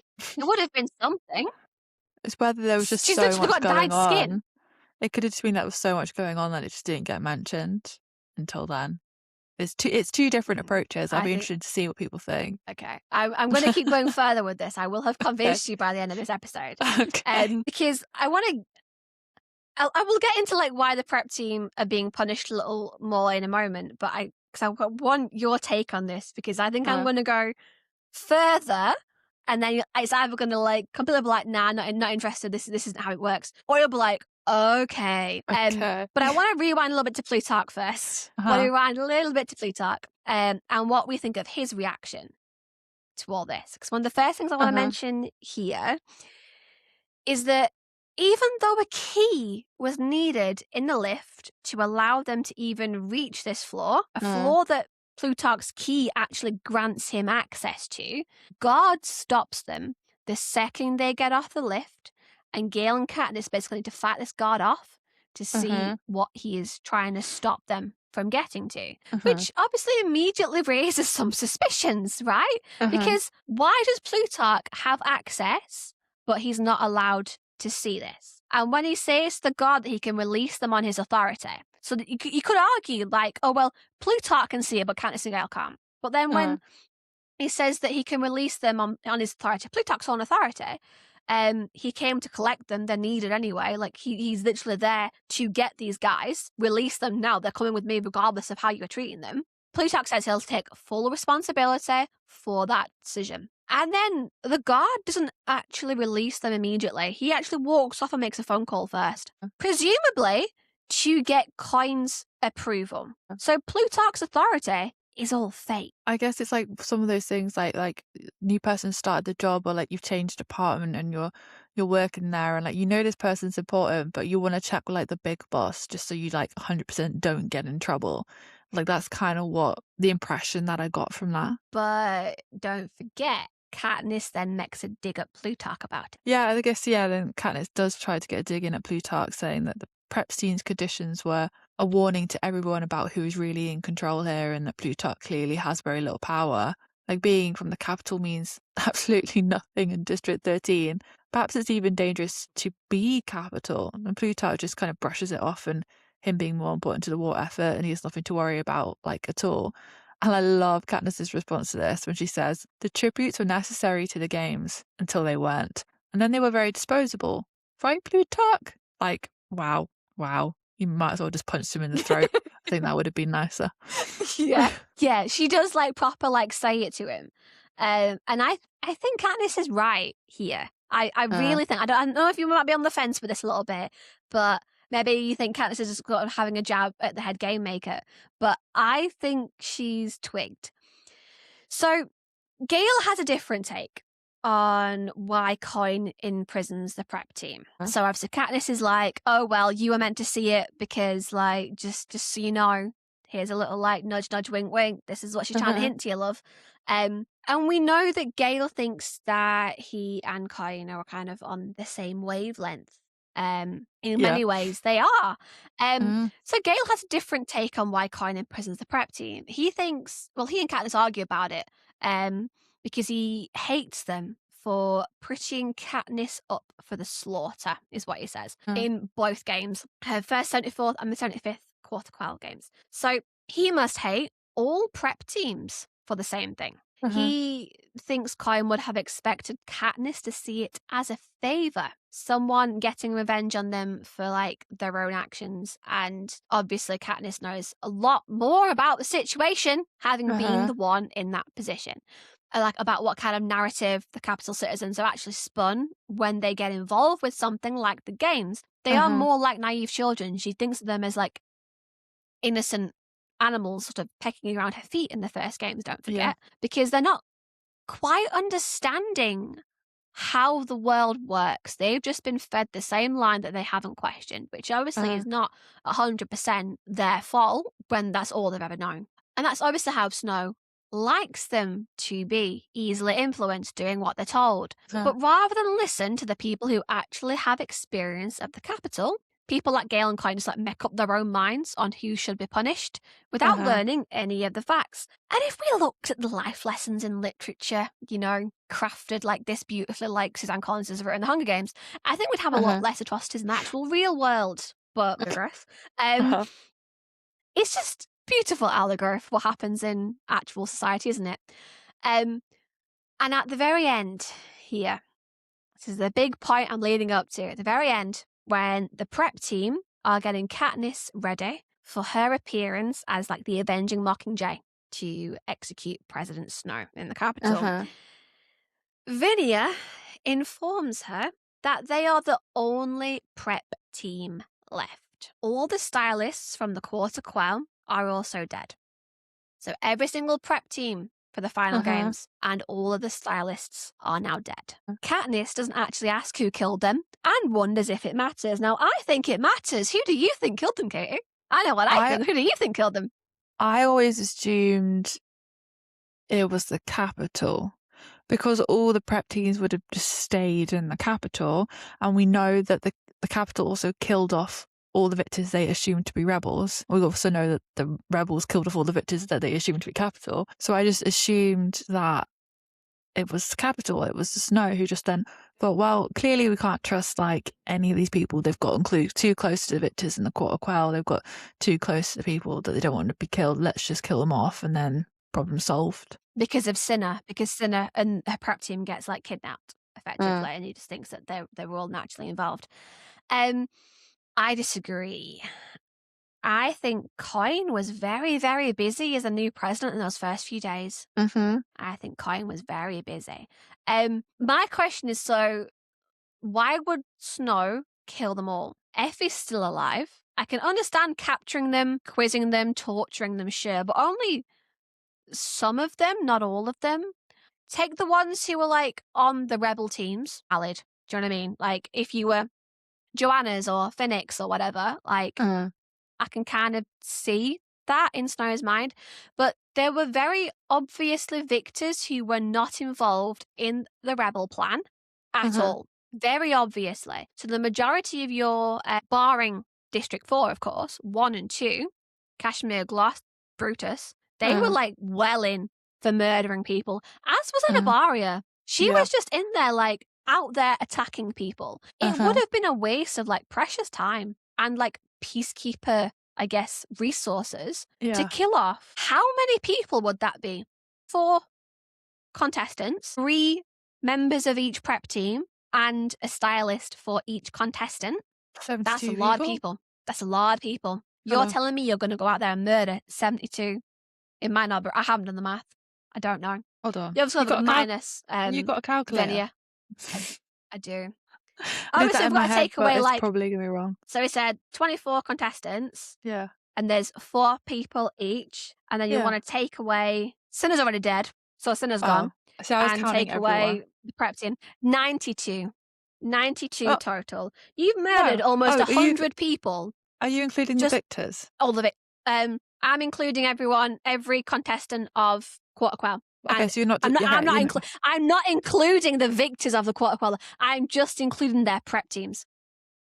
If you're killing off all the victors as well, it's over 100 people that have been murdered just because they were in the games. Why would Snow do that? Snow put them in the games. I wouldn't put it past him. If I'm being completely honest. I wouldn't put it past him. So, but I also want to point out that if Snow did manage to get the rebels under control, you can bet your ass he would have needed them for the biggest Hunger Games Pan Am has ever seen. It would have been reusing old arenas, one every single month, quadruple the tributes. Forget the Quarter Quells being brutal. If Snow had got the rebels under control, this would have been the biggest crackdown ever. They would have been kidnapping tributes from districts, no reapings, nothing, just you're coming with me.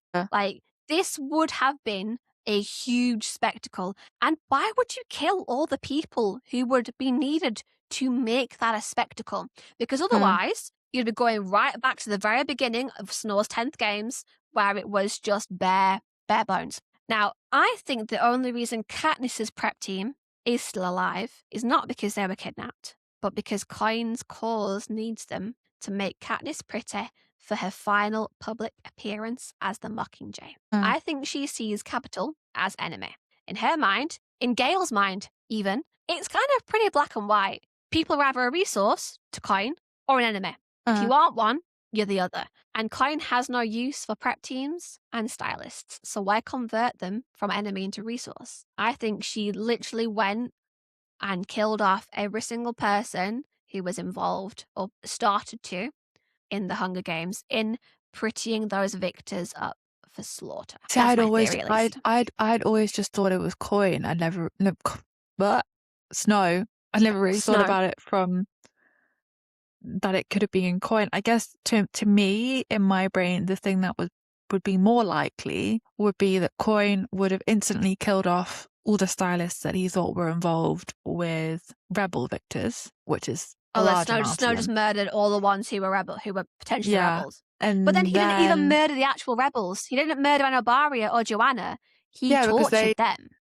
Yeah, but we know, right, that when Peter was kind of taken hostage by the Capitol, that he had to watch his Avox servants be tortured to death. Darius. So what's to say that, the rest of them didn't have to watch their stylists be tortured to death? So I think he probably killed them. And I think if you're going down the Coin route, what's more likely is that Coin then would have killed off the ones that were left when she got to the Capitol. Snow killed some and Coin finished them off.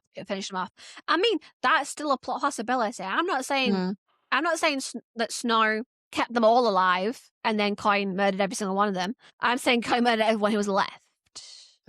Every single one who was left. And we're going to get into the victors in a moment. And I'm going to keep elaborating on how much Coin hates the Capitol and the Capitol in general and whatever it touches, because I have a lot of questions about her opinions in this. I have a lot of questions about what little logic actually lies in Coin's brain. Because it's not a lot. I can't see it being a lot.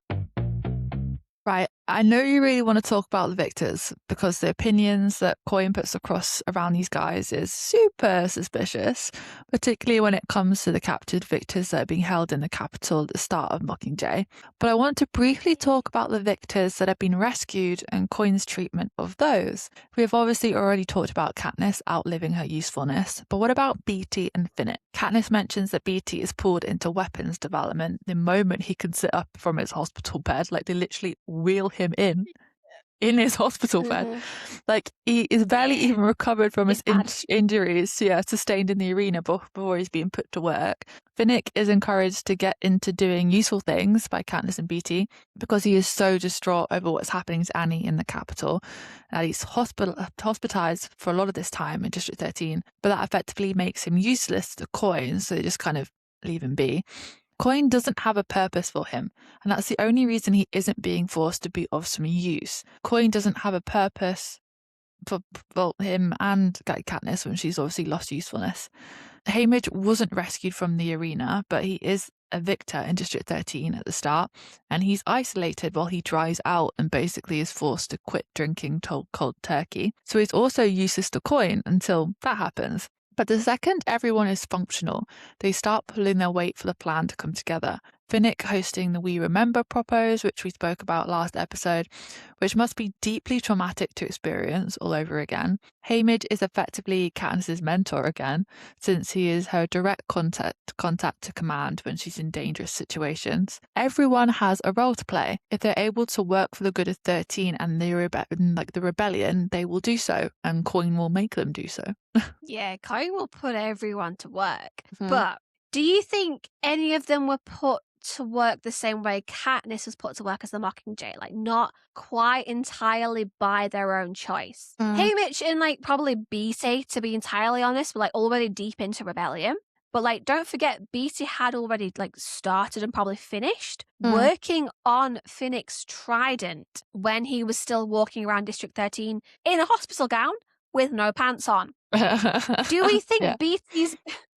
Do we think Beatty's being nice by giving him something else to focus on, other than, like, Annie?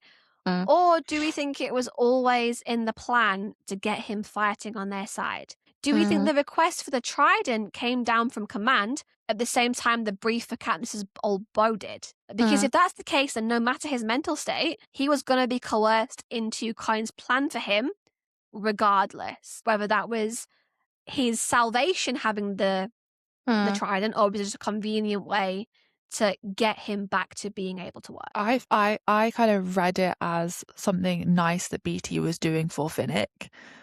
I didn't necessarily read it as like a command from Coin, but I could see how it could be read the other way as well.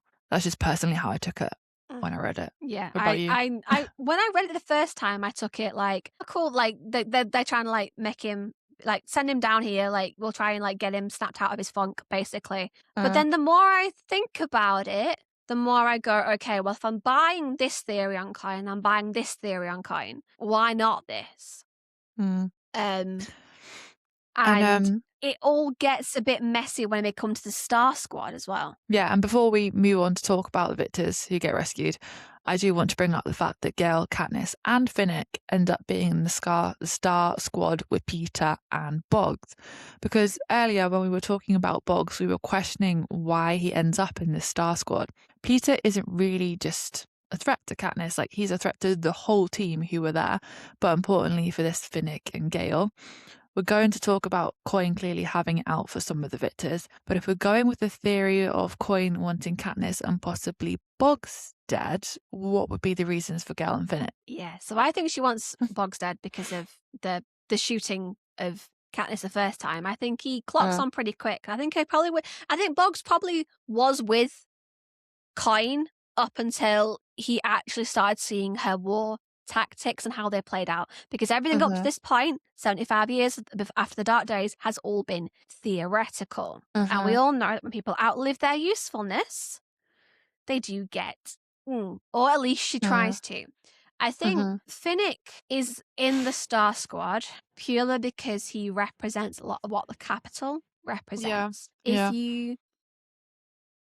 you think of Finnick, wasn't he sort of the best of victors? The way he had the women of the capital wrapped around his finger. Not by his choice, obviously, but clearly Coin is definitely not aware of this, not until he really just spilled things on the propos when they're trying to, like, distract the capital. But then I also don't think she'd care, to be honest. I think what people who represent the capital, I think a lot of it comes down to just Coin hating the capital. But Gale's the interesting one in this scenario, because whether or not we think Coin is actively trying to kill Katniss or just being, like, willfully negligent about the whole thing, the same debate can be applied to the rest of the team. I think Katniss is the main target, but it would be very convenient if Gale died. We're going to talk about Coin's really despicable war tactics later on, but Gale had an active hand in these tactics, and he knows a lot about her strategy. He knows a lot about the way she thinks. And we will argue Gale's intentions in the next episode, but it would benefit Coin if, when it came to the final showdown, Gale wasn't around to tell Katniss exactly what happened and who sent those bombers in. And I know Beatty's also involved here, but he is much deeper in the rebellion than Gale is. Gale's a newcomer. Beatty is a known value. And he's probably much more valuable than Gale is. I think Gale's probably outlived his usefulness. He will have imparted all of his knowledge around traps and stuff to Beatty. Beatty's probably worth keeping around for the risk. I don't think Gale is. Okay, I think we need to talk about the elephant in the room. Let's talk about the Peter situation. So, the because Peter he is situation. the Peter situation. Because he is the one who really spurs Katniss's actions here, and it's through this situation we learn the most about Coin's operation and opinions of the victors. It's really seeing Peter on his televised Capitol appearances that spurs Katniss to make one of her conditions for being the Mockingjay to grant the victors immunity after the war.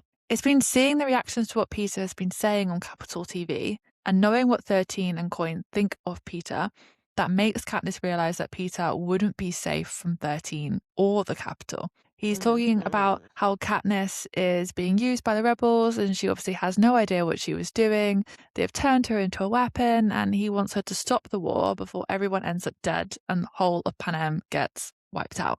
It's pretty obvious to most reasonable, sane people that he is probably being held captive and forced to say these things on pain of death, right? Anybody with a brain cell. Yeah. I think that's a fair thing to say, especially by the second interview when it's like pretty obvious that like he's being tortured since the first one was filmed. Like he's looking so much like worse for wear. He obviously has to tell her on TV what the Capitol want him to say. Like he's probably got a teleprompter in front of him and like a gun pointed at him. And behind the camera. Yeah. And yet he's being condemned for that by everyone in 13. Yeah, it's like, kind of like this reel that prompts. Like, and they are like calling him traitor, liar, all this kind of stuff. And it's this that prompts Katniss to make that demand to save Peter and the other captured victors to be granted immunity. Like when this whole war is over, and like that to most people would seem like a really fair concession. You know, like they've been captured and tortured, and like they aren't really in control of their own actions right now. In fact, like it condemns everyone in the war, not just 13. Like he criticizes everyone for fighting, which is probably the safest way he can defy the Capitol at all. Like he isn't saying Coin bad, no good, which is probably what Snow wants him to say. Let's be honest. He's saying that they're all as bad as each other. He literally like and then ends one of his interviews asking if the guards are going to take him back to his quarters, aka his cell, so he can build another 100 card towers. He's literally telling everyone on live TV or like recorded TV that he is a prisoner, and yet people around Katniss in this moment calling him a traitor and a liar and the enemy. Because it seems that when Coin trained her citizens into blind obedience, she made sure they couldn't read between the lines and think for themselves. This kind of flows into... How are you not getting this? This kind of flows into like an interesting point that I have. Like, do we think that the Capital 13 citizens got shown the Hunger Games? Like all those years they were underground. Like we know they've got Capital TV signal. So did they just watch and stand by letting it happen? Like, or did Coin use the games as fear propaganda to scare her own people into submission? Like, it's bad out there. Look how safe you are in here with me. Like, these guys won't have had any context of witnessing a reaping live. Like, what to stop her from skipping the reapings and just showing the volunteer districts like everyone is in on it and wants to participate in the atrocity. Like it would certainly explain why they don't seem to view Peter as a victim. They see him as complicit. Yeah, it would honestly explain so much because like when Katniss asks for immunity for the victors, Coin literally turns around and says that isn't going to happen. They'll be tried with the other war criminals and be treated how the tribunal sees fit. How do you they're not war criminals? What? Yeah. What do you mean? How, like, also, what do you mean? How the tribunal sees fit? Did the tribunal see fit to treat the prep team the way they did? Is this what's waiting for Peter, Joanna, Annie? Secondly, what on earth is their crime? Yeah, how are they war criminals? What is their crime? I have so many questions about this because, like we've said, like anyone with a brain cell can easily figure out that Peter is making these televised appearances under duress. Like, the clues are right there under your nose if you bother to look for them. He's practically told you himself. But like, even if we disregard that, Peter is the one on TV. Peter is the one speaking out against 13. What has Joanna done? Enabaria, Annie. Like, they are also not willingly in the capital to go along with Snow's plans. Yeah. They have been captured and tortured because District 13 didn't capture them with the rebels. Yeah, they're victors who won their games by killing, but only because the capital forced them into doing it as children. Also, Peter didn't kill anyone, did he? Your arguments don't make any sense, Coin. And this is also why I think it's so like that she did this to the prep team on purpose. Because you're literally saying, if you can turn around to me and say that these people who were pulled out of districts and made forced to fight to the death are war criminals, having been captured by the capital, why would they treat any part of the Hunger Games themselves differently? If you can treat people who are forced to dance to Capital's tune as war criminals and deal with them in a war tribunal, why would the prep team different? But as always, I got a theory. Okay. So this is an episode full of my theories. Coin is a gold mine. One of the things that Peter tells Katniss in the televised interview that no one wants to tell her about. She sees the one in the hospital, and then her and Finnick act as if they never saw it, and no one actually ever brings it up to her or shows it her until she has it out with Gale. Yeah. Very awkward. Very, very awkward. And one of the things that Peter tells her is that she needs to start asking the right questions and figure out what is going on in 13. He throws a hell of a lot of suspicion on the Rebel Alliance with Coin. And obviously, like, we learned this was for a very good reason. The first initial thought that you automatically have is like, don't trust the Capitol's opinion of 13. Don't trust the Capital at all. Yeah. That's obviously where Peter is getting all of his information from here. But I think she wants them dead. I think she wants them tried for their imaginary crimes. All these people in the Capital who've been captured, the victors, Peter, because they'll come out of the Capital knowing a lot more about District 13 than District 13 wants them to know. Because don't forget, like, the Capital has fought 13 before. Coin won't have been around then. Snow won't really have been around then. He was too young for the Dark Days. Like, he was aware, but he wasn't active. The same way his family was. She'll have had knowledge passed down by those who did fight, as will he. The same way the Capital is so isolated, so they believe anything Snow sort of spoon feeds them. That's the same issue you've got with 13 because they are isolated underground and have no input or outgoings anymore. Apart from now, they have to because, you know, infertility, breeding stock. But the Capital themselves will know exactly how 13 fights. They know what their MO was from the Dark Days. And they probably know that enemy well enough to predict that 13 will screw over as many people as they can in their rise to the top. In fact, I think at the end, Snow comments that he should have seen it sooner. So, like, he must know things, and then Peter clearly knows something, because otherwise, why else does Coin want to kill him? And then, this gets me. This Annie as a character, oh my god, right, because when Katniss initially forgets to add Annie to that list of pardoned victors, Coin's response to this kind of like backs up my theory of the other victors knowing some shit that they shouldn't know. Okay. Because she tells Katniss not to worry because they don't make it a habit of punishing people that frail, quote unquote. And then she also refers to Annie as, the mad girl in that same sentence, which is so insulting. So freaking insulting, because like when you see her later on, like she doesn't deserve that title at all. Mad to me means lock 'em up, throw away the key, danger to society. Mad to me is like cannibal boy. Yeah. Crazy. Completely like gonna come for your throat. Not Annie. Annie is sweet. And she's just deeply, deeply traumatized into the point of being a little bit out of touch with reality.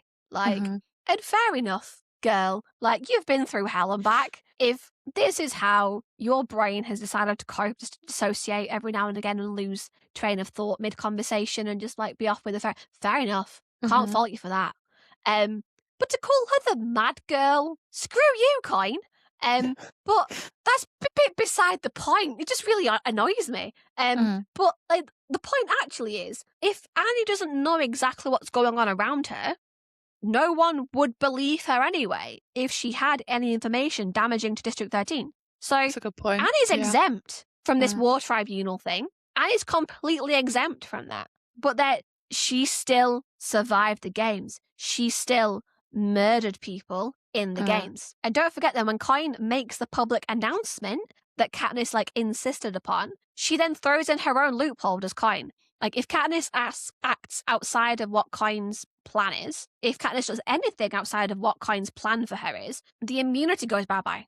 Like, the Bye-bye. second that Katniss figures anything out about Coin and doesn't, like, the Coin doesn't want to know or do, or Katniss confronts Coin, she then risks Peter's life in the war tribunal. Yeah. Which, if you remember, if you figure shit out I don't want you to, and you act how I don't want you to, and you don't do exactly what I'm telling you to do, Peter gonna die. Isn't that the same threat that Snow gives Katniss after the first games? Isn't that just a nice little Yeah. come back around? But even after issuing the public pardon to District 13, Coin just can't let this issue she has with Peter go. Like, I know you want to talk a little bit about the goings on in the bunker at the bottom of the district, so I'll kind of set that scene for you. Like, this is the third time we see Peter on TV, and his foot is tapping out some like strange, irregular beat. Yeah, I think that's Morse code. Do you think? I think that's Morse code for the message that he ends up giving at the end verbally, but no one realizes. Because, I don't know, it's a strange, irregular beat. And it's not just a tapping foot, is it? I don't know what's the little, like, reader-writer brain in my mind. He's, like, crafted things before. He's, like, written, like, plays and stuff where you throw the sneaky little, like, clues in everywhere now so he picks up on it. It's a strange, irregular beat, is it? He isn't just tapping his foot anxiously or, like, weirdly. It's strange and irregular, and then he verbally says the message. I think it's hinting, but carry on. Like, this is the first broadcast beat he launches his airtime assault on, and everyone is cheering as the battle of who can remain control of the airways is carried out. Like, BT is broadcasting a short propos put together specifically for this reason, knowing that he won't be able to maintain it for long before Snow's tech guys like obviously fight back. And Snow is getting more and more irate, and Peter is getting loud and shouty and desperate. And Finnick, Katniss, and Haymitch are really worried about how downhill he's going. Like, if this is happening to Peter, Finnick is probably wondering what is happening to Annie and Joanna as well. And Peter is speaking directly to Katniss, trying to get her to stop the war. Like, he's basically fighting his own internal battle against himself because of the trauma the Capitol has inflicted on him. And this is when he warns 13 that they'll be dead by the morning, pretty much saying that the Capitol is about to launch a direct attack on 13. Coin doesn't seem convinced, or doesn't want to outwardly display that she is convinced. So she says it's probably a good time for a trial evacuation anyway, and sets the sirens off, and everyone just calmly makes their way to their assigned bunker like it's a high school fire drill. Yeah, they're like, oh, cool, off we pop. Hey, out of class, right, away you go. They're a lot calmer than we ever used to be in high school when we had fire drills there.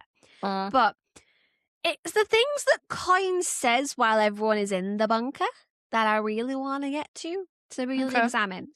Katniss says the sirens cut off because everyone is like safely in the bunkers and the doors like securely closed and everything. And Coin's voice comes over the speakers and basically lets everyone know that, yeah, it's not a drill. They'll be staying inside the bunkers because Peter has, and I quote, possibly made a televised reference to an attack on 13 tonight. And then the first bomb hits. Immediately after she finishes that sentence, which let's just pull apart for a second, possibly made a televised reference to. No, possibly did. Yeah. Reference. Yes. No, he pretty much said Warning. to you, you'll be dead. That was pretty much a direct warning. This is not a reference. It's not just an offhand comment, is it, love? Do you want to actually admit exactly what he said to you? No. And then the bomb hits immediately after she finishes saying that. And then Coin's voice comes over the Tannoy thing again, over the speakers. And this time, Katniss says her voice is a shade grimmer. Now, when she says Peter's information is accurate and they should be grateful to him. Now, I don't think she's a shade grimmer because of the attack at all. I think her voice is grimmer because Peter, someone she, for some reason, unreasonably hates and once sentenced to a war tribunal for war crimes he didn't possibly commit. I think it's because he's right, because he has saved their lives. Now, when I read this first bit, my reaction was like, you're a freaking military base. Like, you knew that bomb was about to drop when you were still hedging your bets around Peter being right, like not wanting to admit it. You knew that bomber was right over you as you made that first announcement. Of course you did. Anyway, afterwards, Katniss is there to witness Haymitch ask Boggs directly how much extra time Peter's warning gave them. And Boggs says Peter's warning gave them 10 minutes before their own systems, would have detected the missiles. So obviously, like, by the time that first bomb hits, they had just finished evacuation. So that 10 minutes of time was crucial. But that also means that Coin knew there were incoming missiles during that first announcement. She knew they were there. There is no possible. There is no maybe.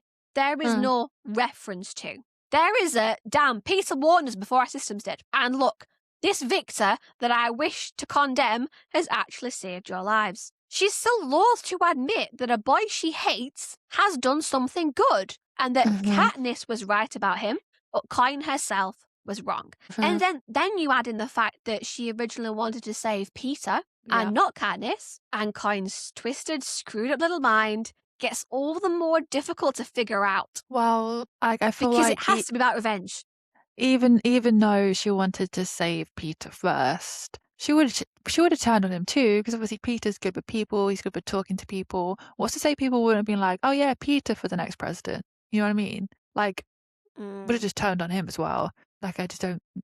Yeah, I think you've got to think her thinking and logic doesn't always completely make sense, and it's not kind. I think we're assuming it's kind. Yeah, it's not it's kind. like she has a lot of reasoning for things that doesn't make sense. So the only outward reason she is giving to anyone is to hide something else, something deep, something darker that she does not want to admit to, that she cannot publicly admit to if she wants to be put in a position of power. All about power. And I also kind of want to point out, it's all about power, and I want to point out here that she is already President Coin in District 13 before she is President Coin in Panem. Because she is now a separate entity, she is not mayor of this district like every other district is.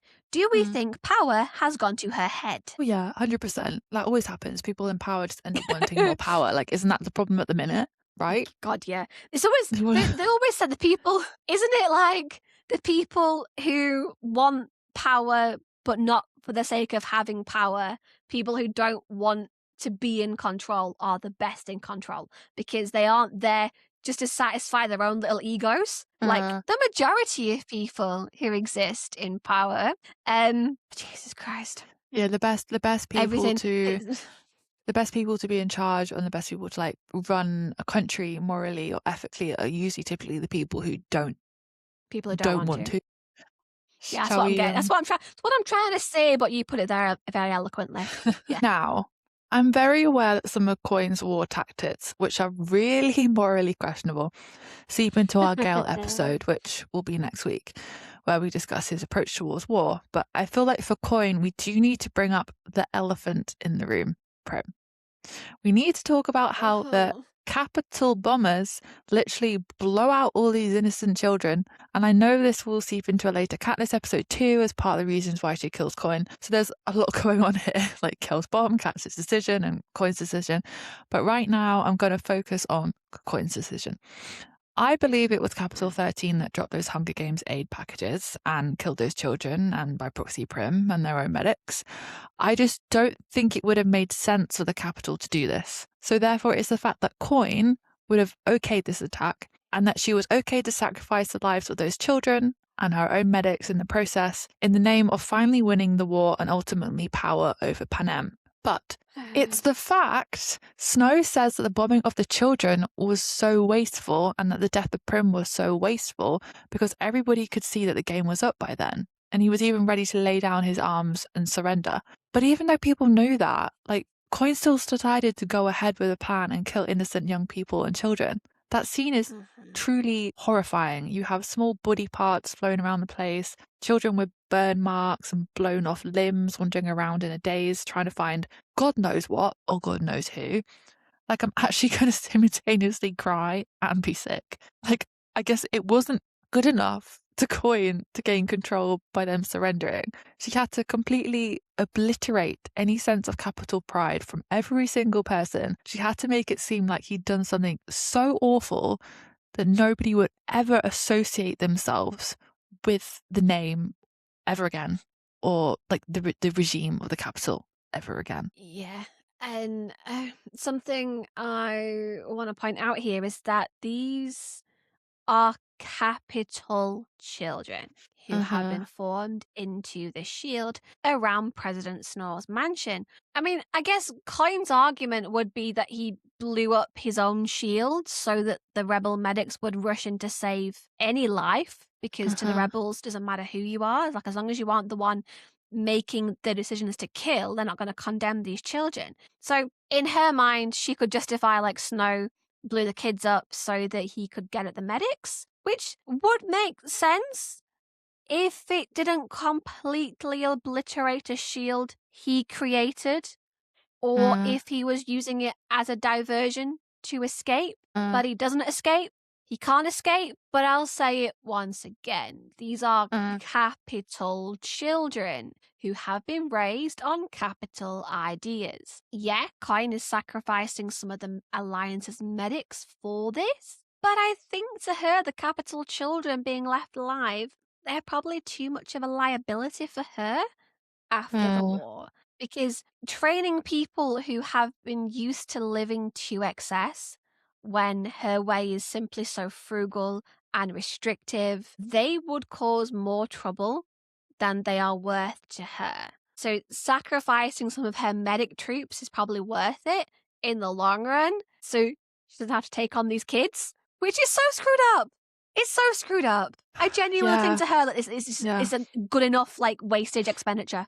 She doesn't care. Like, Snow obviously points out during his conversation with Katniss in the Rose room that he doesn't grasp Coin's plan early enough, like letting the capital and the districts destroy one another, then stepping in to take power when the might of 13 was barely harmed by all the fighting. Like, that is if it was 13 that started the rebellion in the Dark Days too, who then abandoned the rest of the districts to the capitals to protect themselves, like letting Snow and Katniss and the other rebels basically be distracted by each other while she made all her moves behind the scenes, which is just really devious. Yeah. And that then makes me wonder if this is why she left Snow for Katniss to kill. Because originally she says, like, the one thing that makes, like, Coin smile at Katniss is when, during those list of demands for her to be the Mockingjay, she says, I get to kill Snow. And Coin replies to Katniss, I'll flip you for it. You or me, one of us. She obviously hates Snow with a passion as well. But then she willingly leaves Snow for Katniss to kill. So now you're going to let her kill Snow. Not just like, I'll flip you for it. Now you're going to let her do it. It's another distraction, right? Like, so don't think too hard about everything that happened. Here, you get to kill the guy you've been fixing. Let's focus back on him a minute. Let's just, like, not question all the, like, logistical flaws here. Focus on the guy you want to kill. I also want to point out here that this is where Snow is imprisoned, like waiting to be executed for his war crimes, like in his mansion, surrounded by his love roses. The prep team get a dungeon, stripped half naked, starved, beaten, shackled to the walls. But the mastermind behind the brutality gets to stay in the lap of luxury while he waits for his death. Like, Coin really is a piece of work. Like, Katniss directly questions if she's trying to get a precedent for herself. If she ever finds herself in a situation, this is the way she should be treated too. Like, no jail cells for her, no jail cells for a president. Like, oh well, they deserve to have the nice stuff. Do you know what I mean? Like, And then don't forget, he's like, there's no war tribunal here that he's waiting for. There is no like presumption of innocence. He is found guilty. And it makes you wonder exactly how bad she plans on being. Like, if she's willing to try and set this precedent up for herself, like, and we know she's committed some atrocities already just to get to be president of Pan Am. It's scary to think what else she might have had, like, hidden up her sleeves after she, like, truly got in charge, when, like, she had all the chaos settled down and what she'd do afterwards. Yeah. Something else I want to bring up is, like, do we think that President Coin found out that Boggs gave the halo to Katniss, and that Katniss had her team convinced, a word I use loosely, that she had a secret mission from her to kill Snow? Like, if so, do you think that that pissed her off even more? Like, probably made her realize that she really won't ever be able to keep control of the Mockingjay, which I guess is the same as in Panem, in District 13 terms and the new Panem's terms. Like, it's really dangerous to her. Yeah, so I think she knew she couldn't keep control of the Mockingjay, and trying to kill her didn't work. So I think she thought she'd destroy her instead. Because Katniss remarks that Prim wasn't 14 yet. She wasn't old enough to be in the war, not even granted the title of soldier. But she's somehow on the front lines at the very, like, capital circle, city circle centre bit. She says, of course, Prim would want to be there. She'd want to help. Do you know what I mean? She's a natural healer. She saying they're going to train her to be a doctor. Like, Prim would be so there. But she should not have been allowed anywhere near. She should not have been allowed to leave 13. Someone very high up would have to approve that, is what Katniss says. She literally says, and I quote, "Did Coin do it, hoping that losing Prim would push me completely over the edge, or at least firmly on her side? I wouldn't even have had to witness it in person. Numerous cameras would be covering the city circle, capturing the moment forever." Like, Katniss questions it, but it is something we never get a direct answer to. Like, as often in, like, wartime, it's always theories. We never get a straight answer to this, but I know exactly what I think. And I think that was there for a reason. Okay. I don't know where you fall on that one. Do you think Prim was there purposefully? Do you think Coin was just playing fast and loose with Prim's life the way she did with Katniss' life? I don't know. I think it could very easily be one or the other. And I guess it depends Could be either. what you agree in regards to the other theories as well. I don't know. Yeah, but once you sort of buy into one theory, it gets so much easier to buy into the others, because once you can justify one and go, okay, that happened, it gets so much easier to, like, work your way down the line. The final theory that I am going to put to you before we decide on the verdict for President Coin, which I feel like I already know what the answer's going to be. I feel like I already know what the verdict's going to be, but I'm going to put one more theory to you. So, Gale and Beatty, obviously, are still around and talking to each other. When Katniss asks Gale directly if it was their bomb that killed Prim, because they have already had the discussion, like, around the Capitol, having had similar tactics to what they were talking about in the special weapons room. And they just said that they're fighting fire with fire. The Capitol, like, could do it. This is all the stuff the Capitol already has at their disposal. But neither of them really seem to have much faith that Coin wouldn't pull a stunt like this, because Gale says neither he nor Beatty know for sure. But if they didn't think Coin, if they had faith in Coin, they would be adamantly denying that she would ever do anything like this, and they definitely are not saying that, which leads me down a path. So, Snow obviously also sees right through Coin. But I want to take you back to outside Snow's little rose conservatory. Before Katniss walks in. It's being guarded, not by Coin soldiers, but by Paylors. Paylor's the former Victor turned rebellion leader. I think she's in District 2, right?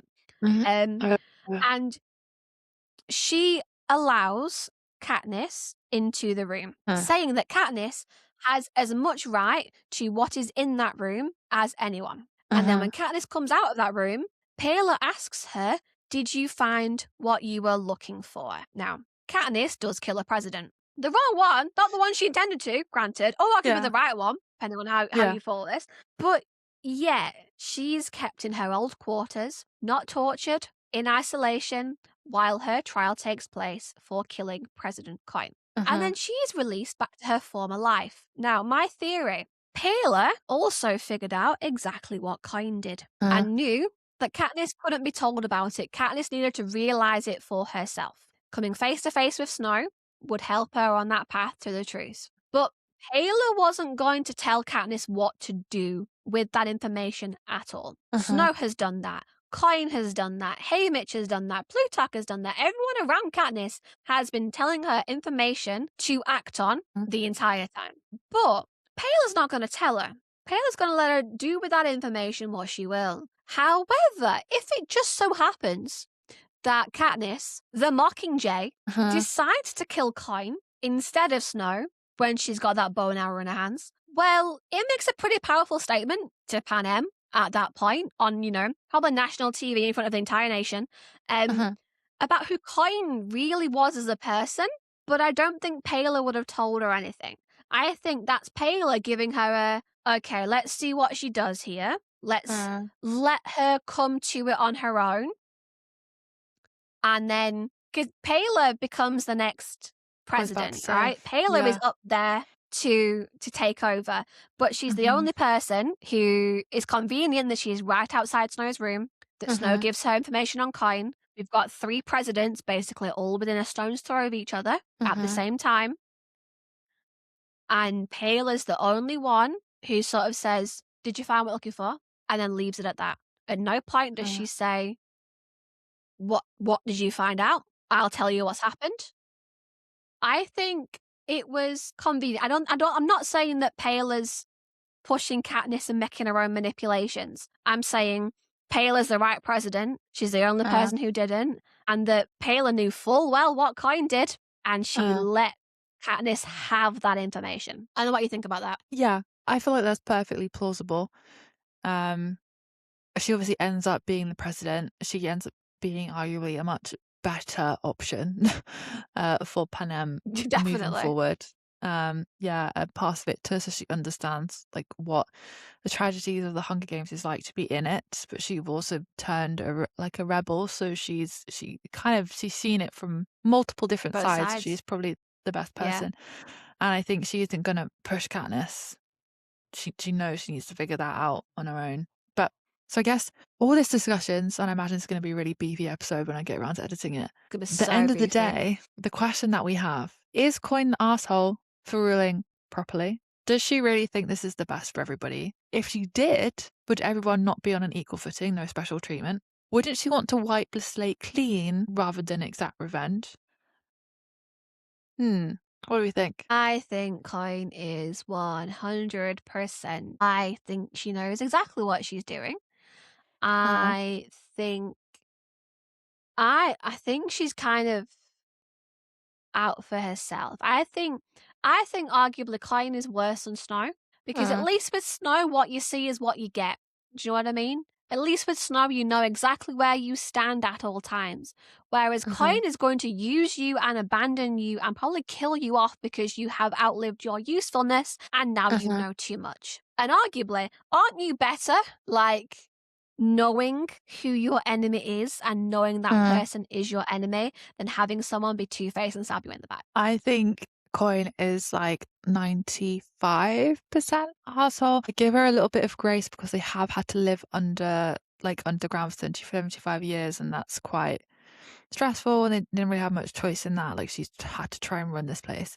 But other than that, like that's the only grace that I can really give her. Everything else is just like really dodgy and unacceptable, really, isn't it? Yeah, the whole thing to me, like I question her motive because Uh, is this all down to power? Is this pretty much like England historically goes around the world during whatever time period it was and just conquered the majority of the countries that they found? Just uh, guns in or weapons in, whatever it was at the time, because we have a whole last colony. uh.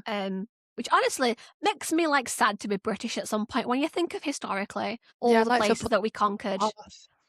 Yeah, Yeah. apologise on behalf of historical Brits there. Yeah. Not great, really. The fact that, we conquered all these lands and stole their artifacts and their history and brought it back to display in our own museum. Not great. But is that what Coin's doing? Is that who Coin is? Is it just she is now tired of living underground? She is fed up of 13 and she wants out. And this is her way out. And she does not care who she tramples on to get out, but she will get out.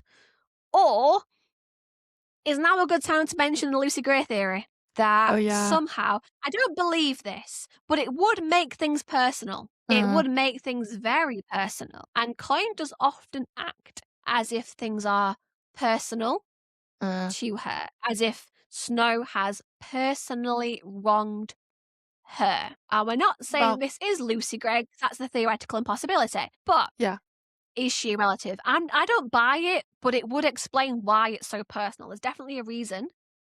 I think it would be interesting if she was Lucy Gray's daughter. I think time-wise, that might work because Coin is late 50s, early 60s, maybe 70, 80. So Snow's 20 something years older. Like that could work. That could work. That could work out. It could work. So sometimes I am more convinced about the theory than other times. But I'm interested what other people think as well. Do you think that theory holds any weight? It depends on the theory of that theory depends on if you think Lucy Gray is dead or not. Really, I don't think she's dead. Do you think she's dead? I need to reread Ballad again, and then I will come back with the theories in those episodes around exactly what happened to Lucy Gray, and then I guess we will decide at the end whether Coin is Lucy Gray's daughter. But that's a whole other episode in the future, and I haven't even thought that theory yet. So give my brain some time to work. I'm going to give your brain some time to work now, Katie, though, because I have a game for you. For the end of our episode, I have a game for you. Okay. I think we agree the 3 most red flag characters in the entire trilogy: Gale, Snow, Coin. So, Snog, marry, avoid, or kiss, marry, kill. God. I'll give you time to think while I chatter, because I saw someone refer to this in the terms of bed, wed, behead in a Tumblr thread that made its way to Facebook. They were talking about specifically Henry VIII, bed, wed, beheaded wives. And I feel like bed, wed, behead is the better, more accurate terminology for this universe. So game one, there's 2 games. Game 1, bed, wed, behead, Gale, Snow, Coin. Oh, that's so terrible. They're all awful choices. They're all horrible, horrible choices. Oh God. I'm gonna malfunction. I have an answer, by the way. I want to see if it lines up with you. I would I don't know. I would this is gonna sound awful once this comes out my mouth. Right. I would bed Coin because she's a woman. Then I would wed Gale, even though he's a walking red flag, and I would probably end up killing him, but he'd give me food for a while. And then I would behead Snow because I don't want to go anywhere near him. There we go. There you go. There's my answers. What's your answers? That lines up. That was mine. That was bed Coin. Because I don't know. I feel like if you don't give her a nuclear weapon, she's probably going to be sound. Do you know what I mean? No one says that we only we behead Snow, obviously, but no one says that we can't bed Coin and then lock her up in a dungeon afterwards. Do you know what I mean? There's no It's true. Law against that. We can still wed Gale. I don't believe that we'd ever be able to change him, but arguably he hasn't, actively tried to kill anyone. Snow and Coin have. Gale, that's a debate for next episode, but that we know of, he kind of has killed by proxy as opposed to murdering, in cold blood. But on a nicer, though probably equally as hard, bed, wed, behead, I have picked the 3 most green flag characters in the original trilogy. Okay. Madge, Peter, Deli Cartwright, bed, wed, behead. I don't want to behead any of them, Rachel. See, the first one, you don't want to touch any of them with the barge pole. And the second one, you don't want to kill any of them. It makes you really upset. I would bed Deli Cartwright She seems nice enough. Yeah. I would Uh, wed Peter, but then I would have to behead Madge. That's not nice. That's my wouldn't exact. do that. That's my same answer. That's my same. I'd bed Welly, marry Peter, because Peter's delightful. Madge arguably is already dead. She That's a wouldn't very know good you've point. beheaded Okay. her. I feel less bad now. She's not feeling any pain. Do you know what I mean?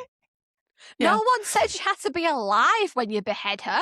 You can just open the coffin. There is no coffin. Technically, from the explosion, she probably already is beheaded. So really, we're not doing anything. But I'll fight you for Peter. Right, it's nearly 10 p.m. at night after a really long work day. We've been filming for the last 3.5 hours, and now I just can't stop crying. Because you didn't expect anyone to ask you if you would behead Madge Undersea, or if you would like to bed Snow. Like, I understand now why you said please don't look at the closing questions before we film. Oh, God. Well, yes, I wanted to capture this beauty live on camera for viewers to watch. If I had to go through this, guys, then you need to tell us who you would bed, wed, and behead out of those three, please, because other people need to go through the same pain as I've just experienced. And on that note... And give reasons. I want reasons. Yeah. Oh, God. Okay. And on that note, thanks so much for listening to this episode. Thanks so much for listening to the chaos. Thanks so much for listening to Coin for the last however many hours this is going to be. And God, yeah. What is our next week's episode? It's Gail, right? Gail's next week? Yes, we have Gail next week. Gail is asking, am I the asshole for making tough decisions during wartime? AKA, am I the asshole for killing Prim by accident? That's going to be a very interesting conversation. Yeah, it's going to be a very fascinating conversation. And I also want to dig into his actions in The Nut as well, because he also shows his true colours. Yeah. Yeah, it's just like a walking red flag in that episode. Some of the things he says, I'm like, oh my God, Gail. Yeah. And yet we've just married him, both of us. Doesn't mean you have to be in the same room. Valid, yes. That is true. Okay, and on that Don't note... need to live together. Yeah. Right, on that note, I'm going to say goodbye. It's late. We're tired. We're going to go. Bye-bye. Thanks so much, guys. See you next week. Bye. Thanks for listening to our podcast, and don't forget to let us know your thoughts on all of our potential assholes. No matter what platform you're listening to us on, make sure you like, comment, subscribe, upvote, and all that stuff. If you like what we do and want to find out more, all of our platforms are listed in the description or show notes. We're a 2-person team, so any support or feedback is always greatly received. Tune in next time to Once Upon a Red Flag.